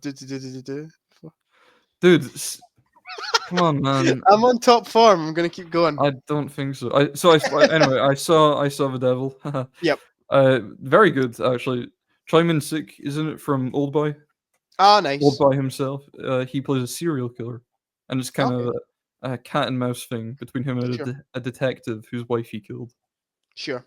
So yeah, I really enjoy it actually. It's nice as well. It's like a revenge film about the cop becoming a bit of a monster as well, as he goes out to catch a serial killer. Sounds interesting. And he also kills people with a hammer in that one, which is a bit old. Oh, yeah, true. Next day, me and Mark saw The Apprentice, which is what I was alluding to earlier. Really great performance from Sebastian Stan. Yep. He really transforms into Donald Trump Mm-hmm. throughout the film. Only really went to see it for Jeremy Strong, to be honest, because he's in Mhm. Succession. But yeah, Sebastian Stan's brilliant. I think the reason it's not doing too well at the moment is kind of because we're all a bit sick of Donald Trump, to be honest. Yeah. Like I can't stand to follow that cunt for the next 4 years, you know. Yeah. Yep. And he's not even president of our country. No, he's not. He's not a great guy. No, Not a fan. Not a no, fan. don't like him. Not a fan of either of them, to be fair. Nah, Mala Kamala's or not great Trump. either. Nah. After The Apprentice for Spooky. Oh, Let's just thank our stars we're not living in America. That's all I have yeah, to say. honestly. I mean, still probably gonna end up dead as a result of this man becoming president. I wouldn't be Probably, surprised. yeah. Probably. Oh well, what can you do? I watched One Cut of the Dead for Spooky Month. Really Yep. glad I did. It's a low-budget zombie film from Japan. I think it has Okay. an estimated budget of about $30,000. Okay. And I wrote in my little write-up in Letterboxd, if you took Madam Web's estimated $80 million budget, you can make One Cut of the Dead 3,200 times, which is just quite sad to think, really. Yeah. Yeah. That is very 3,200 depressing. great films that could have been made Yep. if you took all the money from Madam Web. Yep. Sounds about right, Marcus. Sounds like Hollywood in a nutshell. Yeah, fuck Hollywood. It's like a found footage zombie film on the set of a zombie film. Mm-hmm. Quite Oh, interesting. that's cool. I like that. And the whole thing is like the first act is like a 37-minute long take, Mm-hmm. and then I guess it kind of changes from there in a way you might not expect. I would really recommend. Okay. Then watched Tick Tick Boom. As we know, I I enjoyed love it. Tick Tick Boom. Yep. Oh, right. Look, next day it was one for Spooky Month. I don't want to be one of these people that says Blair Witch is boring and the characters are annoying. Mm-hmm. But Blair Witch is boring and the characters are annoying. You know, like it's impressive on a low budget, and it feels weird to be praising One Cut of the Dead for being a low budget found footage horror movie, and then slandering Blair Witch. I don't know. It's just a lot less charming than One Cut of the Dead. It's these three insufferable cunts wandering about in the woods, and they lose the map, and they argue about that for the rest of the film. Yeah, pretty much. Really fucking annoying. Have you seen it? Yeah, I quite like Blair Witch. I don't love. A lot of people love it. Like a lot of people really praise it as one of the best horror films. I'm not there with it, but I really enjoyed it. I thought the atmosphere of it was really good. I think if I made it, I would quite like it. Like if we'd done it at uni, I'd be like, yeah, that was quite good. Yeah, okay. But, nah, not into it. Did you like the ending of it? It was quite creepy at the end. I wish it was like that throughout the film. Quite haunting, actually. Yeah, it's just a shame the rest of it wasn't. Okay. Yeah, I can. You know what? Not like what were we arguing about a wee bit ago? Pet Sematary. Unlike Pet Sematary, I can see how you wouldn't really vibe with this one. I can see. I can more see that. It's defo. I would say bits of it are definitely boring for sure. Yeah, agreed. And then I watched Deep Red next day for Spooky Month. Ooh, it's like a murder mystery by Dario Argento. Is that the one with the doll? Was the poster? Yeah, the doll like getting hung. Yeah, which is quite an iconic poster actually. It's quite creepy looking. Yeah. Would I call it horror? I guess it's kind of a slasher. Okay. But it's not particularly scary. I still really enjoyed it as a murder mystery though. There is a jump scare in it that scared the bejesus out of me. But yeah, good film. Then I went with Crispy Chicken, See the Wild Robot in the cinema. Good. Nice. I don't want to sound like I hate kids' films, but it was very much a kids' film again, and I felt a bit deceived.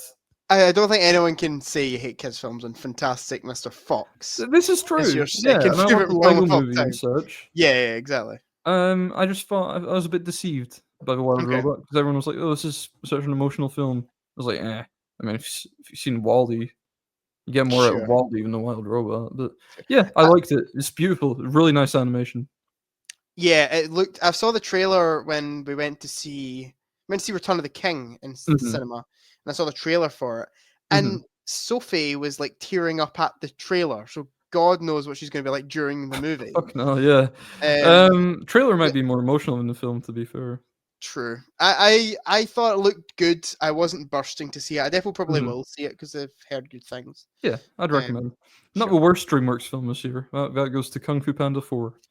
Oh God. Yep. Then I rewatched Back to the Future 2 in the cinema. Re-released that for its anniversary. Yep. 35th, I'm guessing. Mm-hmm. Yeah, enjoy it. I don't. I hate to say I didn't like it because I do like it, but I don't know if it's earned the 4 stars I've given. Yeah, I'm not a big fan of Back to the Future 2. It's my least favorite of the 3.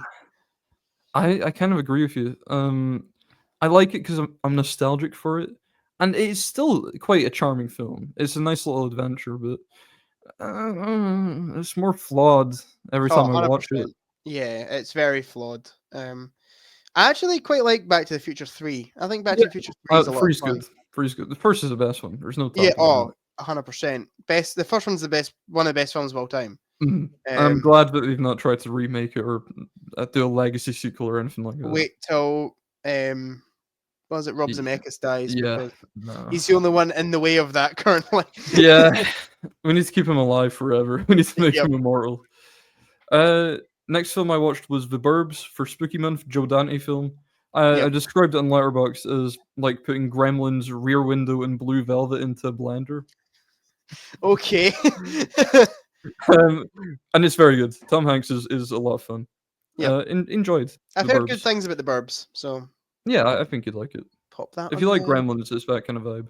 It's like an episode of Inside Number 9 which you've not gotten to, called Mulberry Close. Was that the Ring doorbell one? Yeah. So if you like that, you like The Burbs. Sure. Rewatched Trainspotting with Crispy Chicken. First time for him. Still love it. Probably in my top 10 nowadays. Nice. Did he enjoy it? Yeah, he enjoyed it. Good. Watched Fantastic Mr. Fox with Crispy Chicken. First time for him. He enjoyed it. Still one of my favorites. Yeah, it's a great film. We both rewatched the Lego Movie. Mm-hmm. Great film. Can't deny it. we watched the Lego Batman movie. Still love the Lego Batman movie. Yep. And then I capped the night off at 5 a.m. with Night of the Creeps for Spooky Month. Okay. 5 a.m. Honestly, I don't know if it was because I was that sleepy and delirious or if it was just not good. I'm leaning on the latter. Sure. I couldn't tell you anything that happened in this movie. I can tell you the opening scene. There's these really, really fucking strange looking aliens running about in their little spaceship.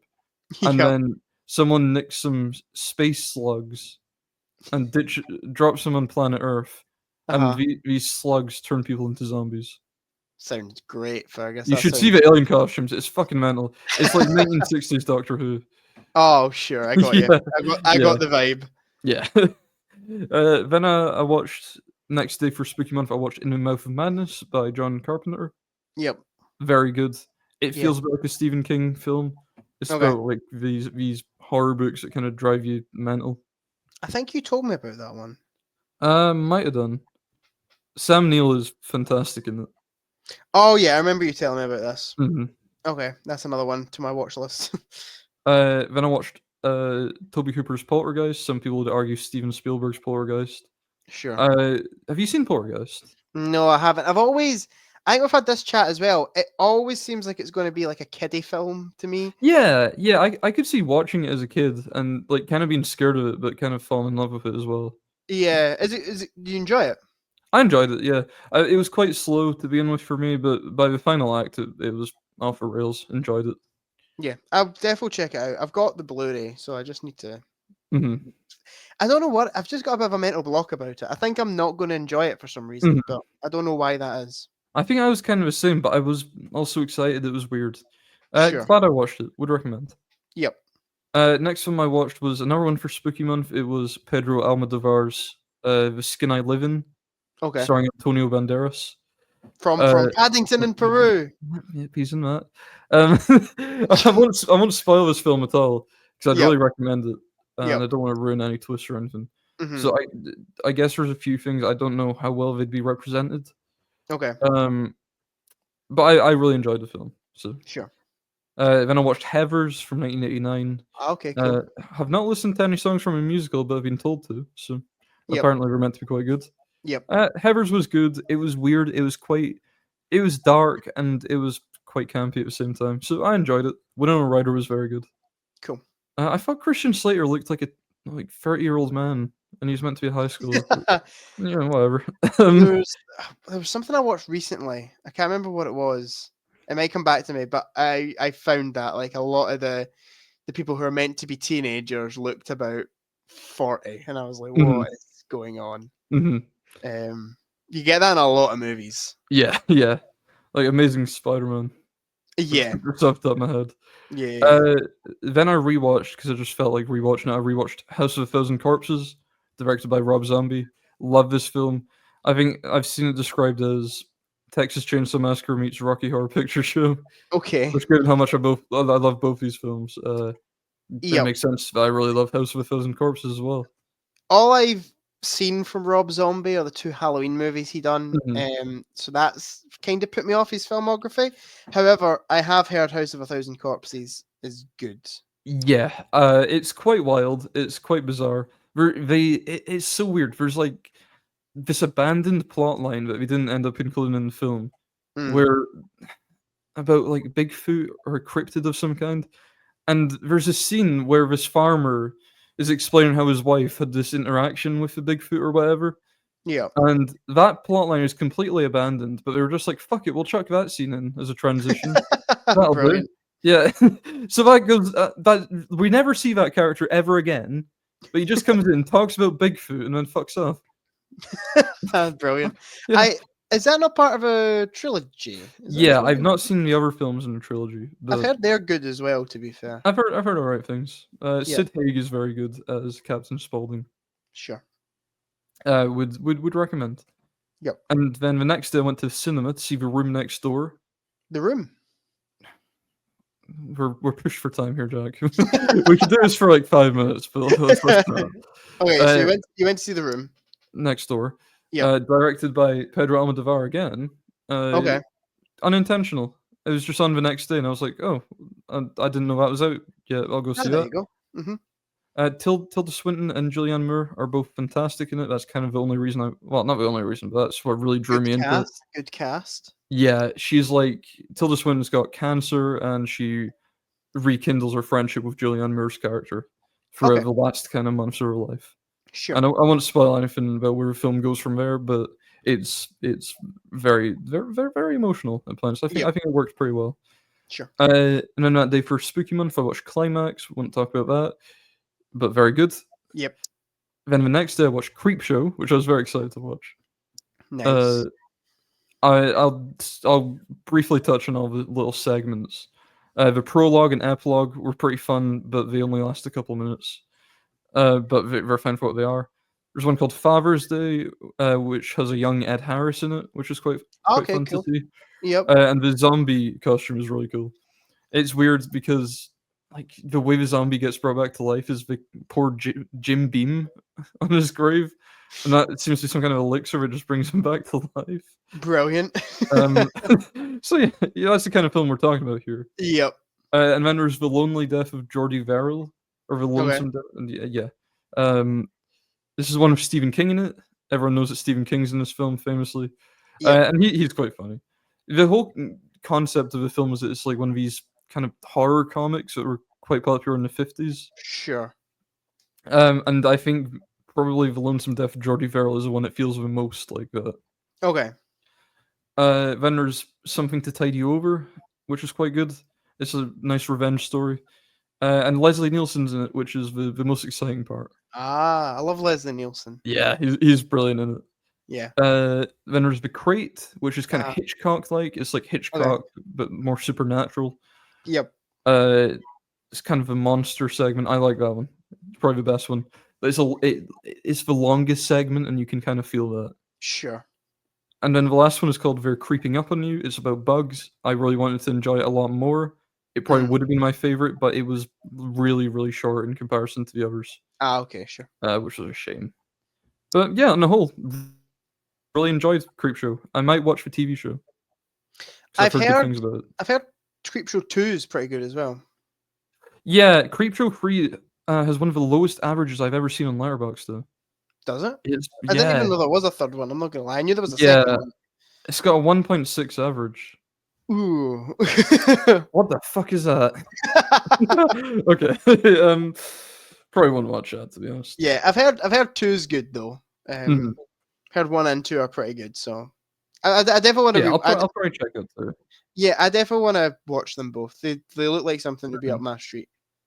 Then I watched Women of the Hour, Anna Kendrick's directorial debut. Yep. Not much to say about it. It was decent. Shows promise. Enjoyed to an extent. Okay. Although it's quite non-linear, and I don't think it works all that well, to be honest. Sure. Okay. Then I watched Rosemary's Baby. Very good film. Don't know who directed it, but I won't bother looking into that. It's really good. It's not as scary in the kind of way you might think it would be. Yeah. It's more just very paranoia-inducing, I guess. Sure. And I really liked it. And then I watched Peeping Tom from 1960. Okay. Feels like a bit of a Hitchcock film, I suppose. This is also a very enjoyable one. It's about a kind of guy who's obsessed with filming people, and he kills them and captures the look of fear in their eyes in their last okay. moments. I really enjoy it. Actually, it was very good. I love the colors. Kind of miss Technicolor, to be honest. Sure. Watched Get Out. We've spoken about that. We love Get Out. We love Get Out. Watched Sean Baker's film Tangerine in preparation for his new film Anora.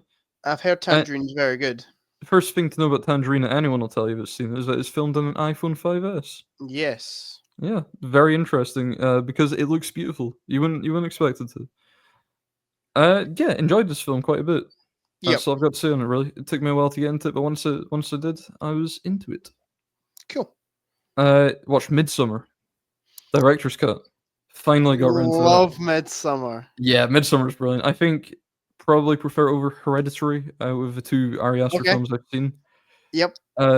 Yeah, really enjoyed it. The pacing is really tight. It's 2 hours 50, but it flies by. Oh, 100%. I was about 10 minutes into it and I was like, right, I'm just gonna see how much longer is left so I know what time I finish it at. Yeah. Or I thought I was 10 minutes into it. It turned out it was like 36 minutes in. I was like, fucking hell, already. Yeah. It really flies by.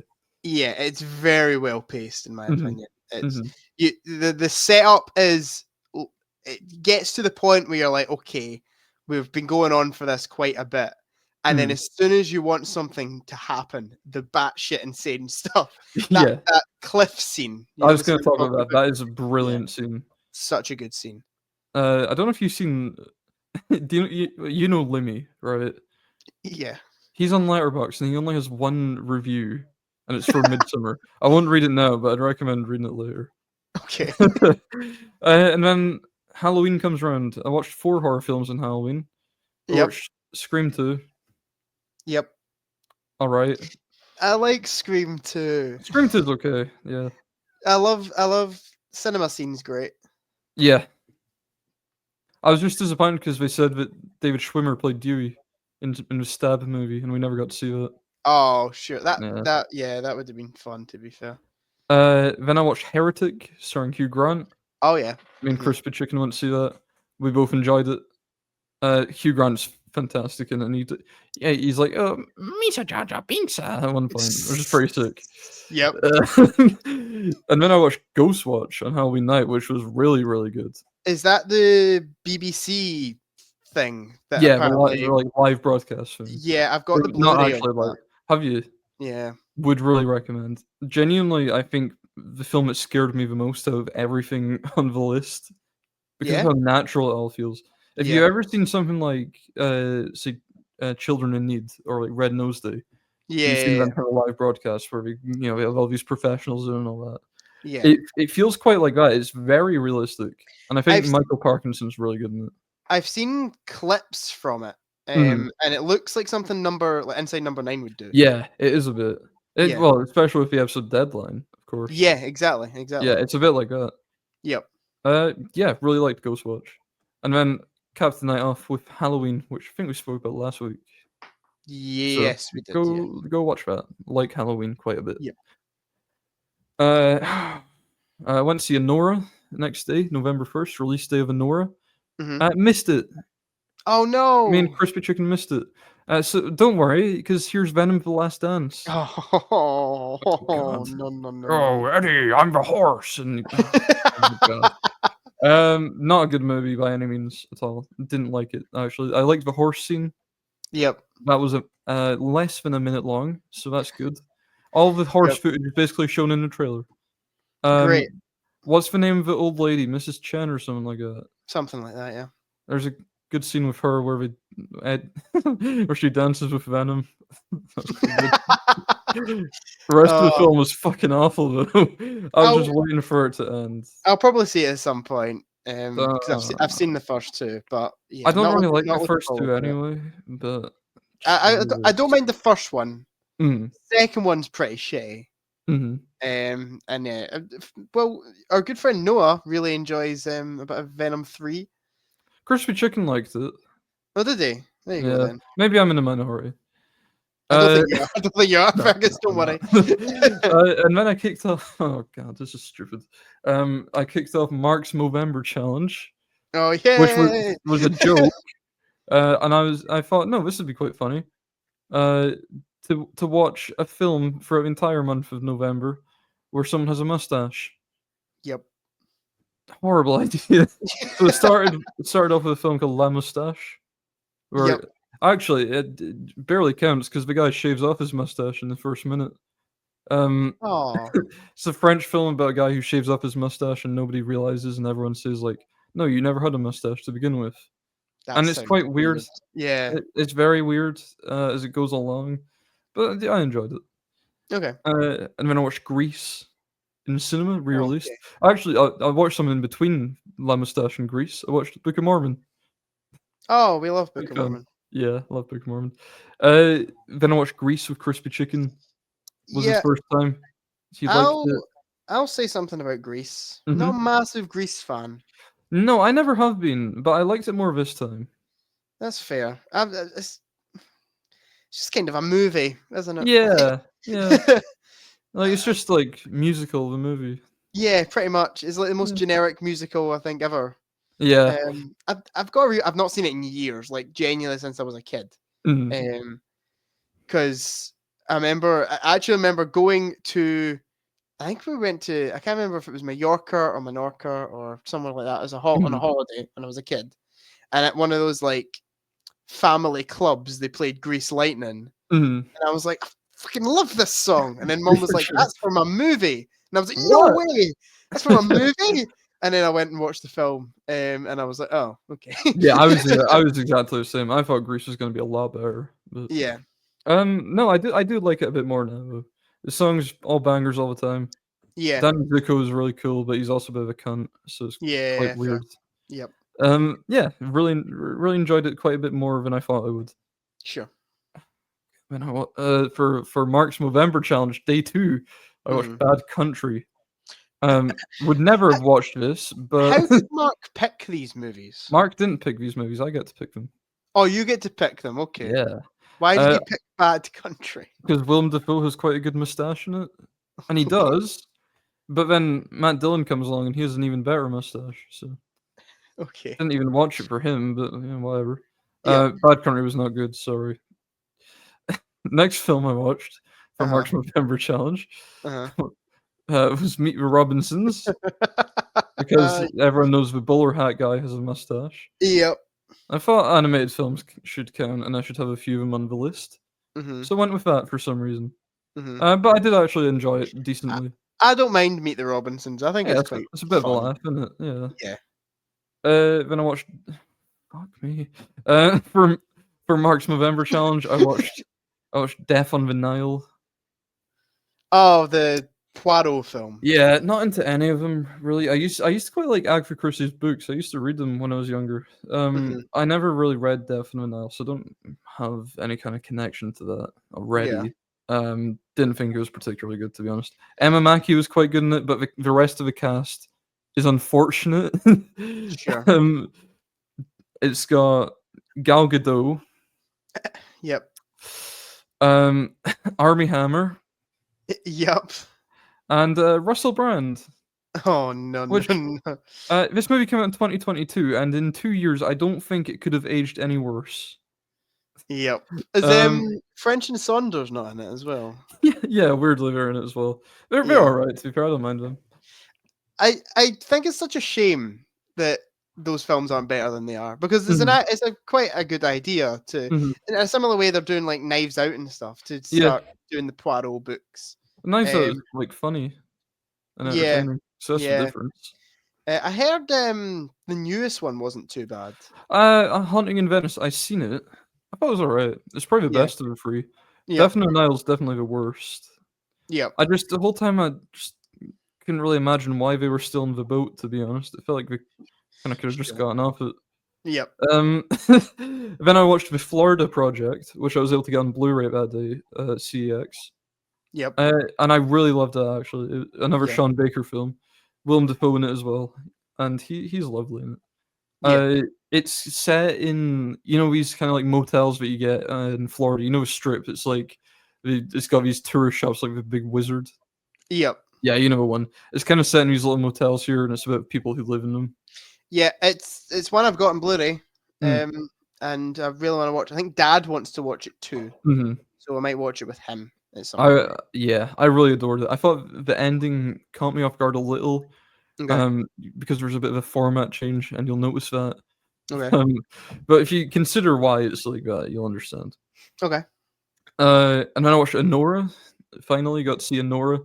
Anora's brilliant. Would really recommend it. I've One heard of the really best of good the year. things about Anora. Yep. Would just really highly recommend it, to be honest. You wouldn't think it would be as funny as it is, but it's very Okay. funny. Yeah, it's in my watch list. I'll definitely get around to it.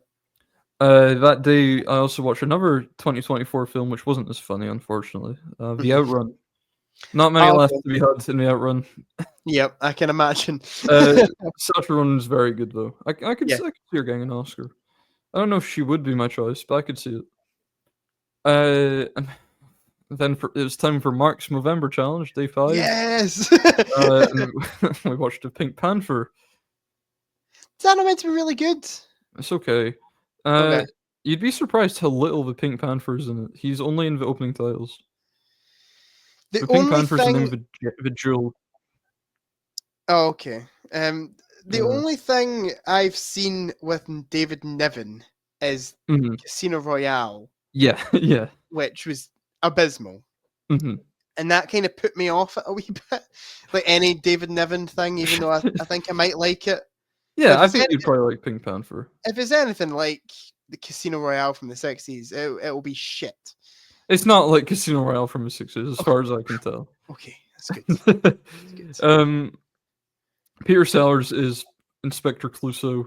He's fun. I like him. I wish he was a bit more present in the film. Yep. Then we watched Pan's Labyrinth, spoken about that. Then me and Noah went to see Juror Number 2. I don't know why, I was really tired, but I was quite excited for this film. I ended up almost falling asleep at one point, not because the Okay. film was boring, Yeah. just because I was really tired. I don't know why. Sure. But it was good. I enjoyed Juror Number 2. Nicholas Hoult is in it, and he's quite good. Yeah. It's nice that Clint Eastwood's still making films. Yeah. It's rumored this is going to be his last film, which is. Could easily be. Yeah, it's sad, but he's like 94, so I'll give him a pass on it. He's ended it on a bit of a high, to be fair. Yeah, I want to go see it. Me and Dad were going to go see it, but there were like no showings at any cinema near us. Yeah, it's had really poor distribution. Yeah, I feel like that's been the same for like the last 3 Eastwood films. But yeah, probably. But yeah, they usually do quite well. It's weird. Like they're usually critically well received. It's weird. Yeah, that last one he done was not though. I can't remember the name of it. The one where is it Cry Macho? Cry Macho? Something like that, yeah.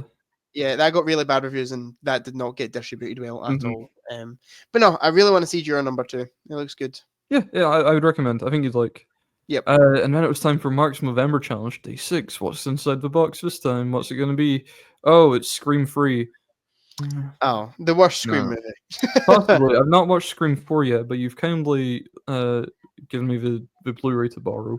and I will give you Scream 5 and 6 when you need them, Fergus. Thank you, Jack. No And problem. my library is open to you as well. Thank you. So you know. Scream Yeah. 3 is okay. Obviously David Arquette is the mustache of the day, and it's quite good. Yeah. Is that the one with the random Carrie Fisher scene? Yeah, that was kind of funny. Yeah. I Yeah. liked the Jane Silent Bob bit, which we spoke about at uni. I thought Sure, that was yeah. kind of funny. Then I watched next day for Mark's Movember challenge. I watched Sherlock Holmes by Guy Ritchie. It's Mm-hmm. pretty decent. Mm-hmm. Robert Downey Jr. is not convincing in his English accent. Okay. But, I can't imagine he would be. no, it really does just feel like watching Robert Downey Jr. fuck about. Yep. Yes, I don't feel like I'm watching Sherlock Holmes. Sure. But I like Rachel McAdams, so that sold the film to me. Yeah, it's decent. I accidentally watched the digital copy because I got the Blu-ray off eBay and the seller had put them in the wrong order. So I watched the digital copy and I was thinking like, oh, this looks quite shit. And then Yeah. it turned out it didn't. I just didn't watch a Blu-ray. Oh, rip. Oops. Then I watched Modern Times by Charlie Chaplin. I actually really loved Modern Times. This was for Mark's Movember challenge as well, and it was good to get a really good film from it. Yeah. Great mustache as well. Yeah, well, it's got the lowest rating on the mustache scale so far. Yeah, just because of his legacy. It's not aged well. It looks good on him, but it's not the popular style of mustache anymore. No, not at all. It's not aged particularly well. He's Yeah. actually not even got the best mustache in the film. No? No, there's this mechanic that shows up later, and he's got a really, really excellent mustache. Like probably Nice. 9 out of 10. We love a good mustache. We love a good mustache. That's why we're doing this. Huh. Then I watched Paddington Peru. Spoken about that. Watched The Substance. Spoken about that. Then I watched Machete for March Oh. November challenge. That's a good mustache, to be fair. In terms Yeah, of it mustache can't appeal. be Danny Trejo. Yep. It was okay. Robert De Niro was quite fun in it. He literally just plays Donald Trump. He like hates immigrants. He wants to build a wall. Yep. I didn't even know Robert De Niro was in it, to be fair. Oh yeah, he's like one of the villains. It came out in 2010 as well, so predicted Donald Trump quite well.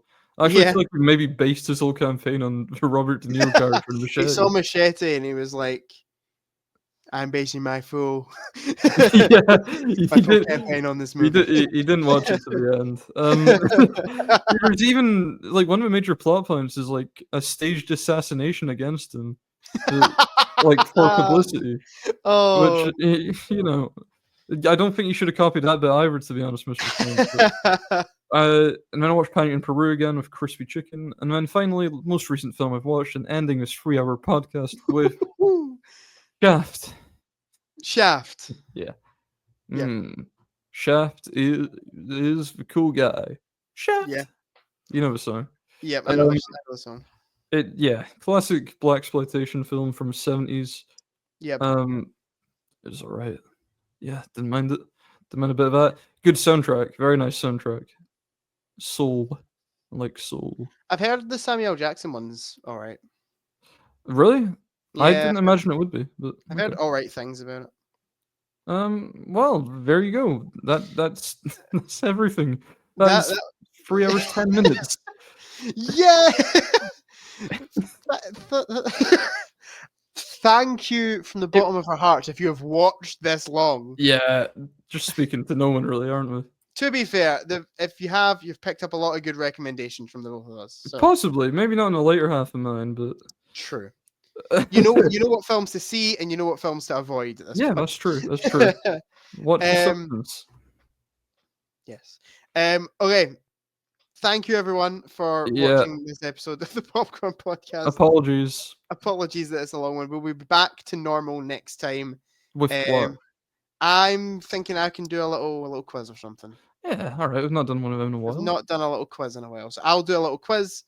All right. Next time. I don't know what it'll be yet, but I have a few ideas floating around my head, so I'll get that sorted. All right. Well, until next time, then, my friend. Okay. I'll see you tomorrow. But yes, you will. Do you want an outro for us? I'll see you next time, my friend. Oh. Yep. Okay. All right. Do you want an outro for us, Finn? You introed, so you can. I don't really want to outro, to be honest. Okay, I can outro. Okay. Thank you everyone for watching. Please remember to like, comment, subscribe, share with your friends, all that jazz. Turn on notifications, and we'll see you guys in the next one. Goodbye. Bye.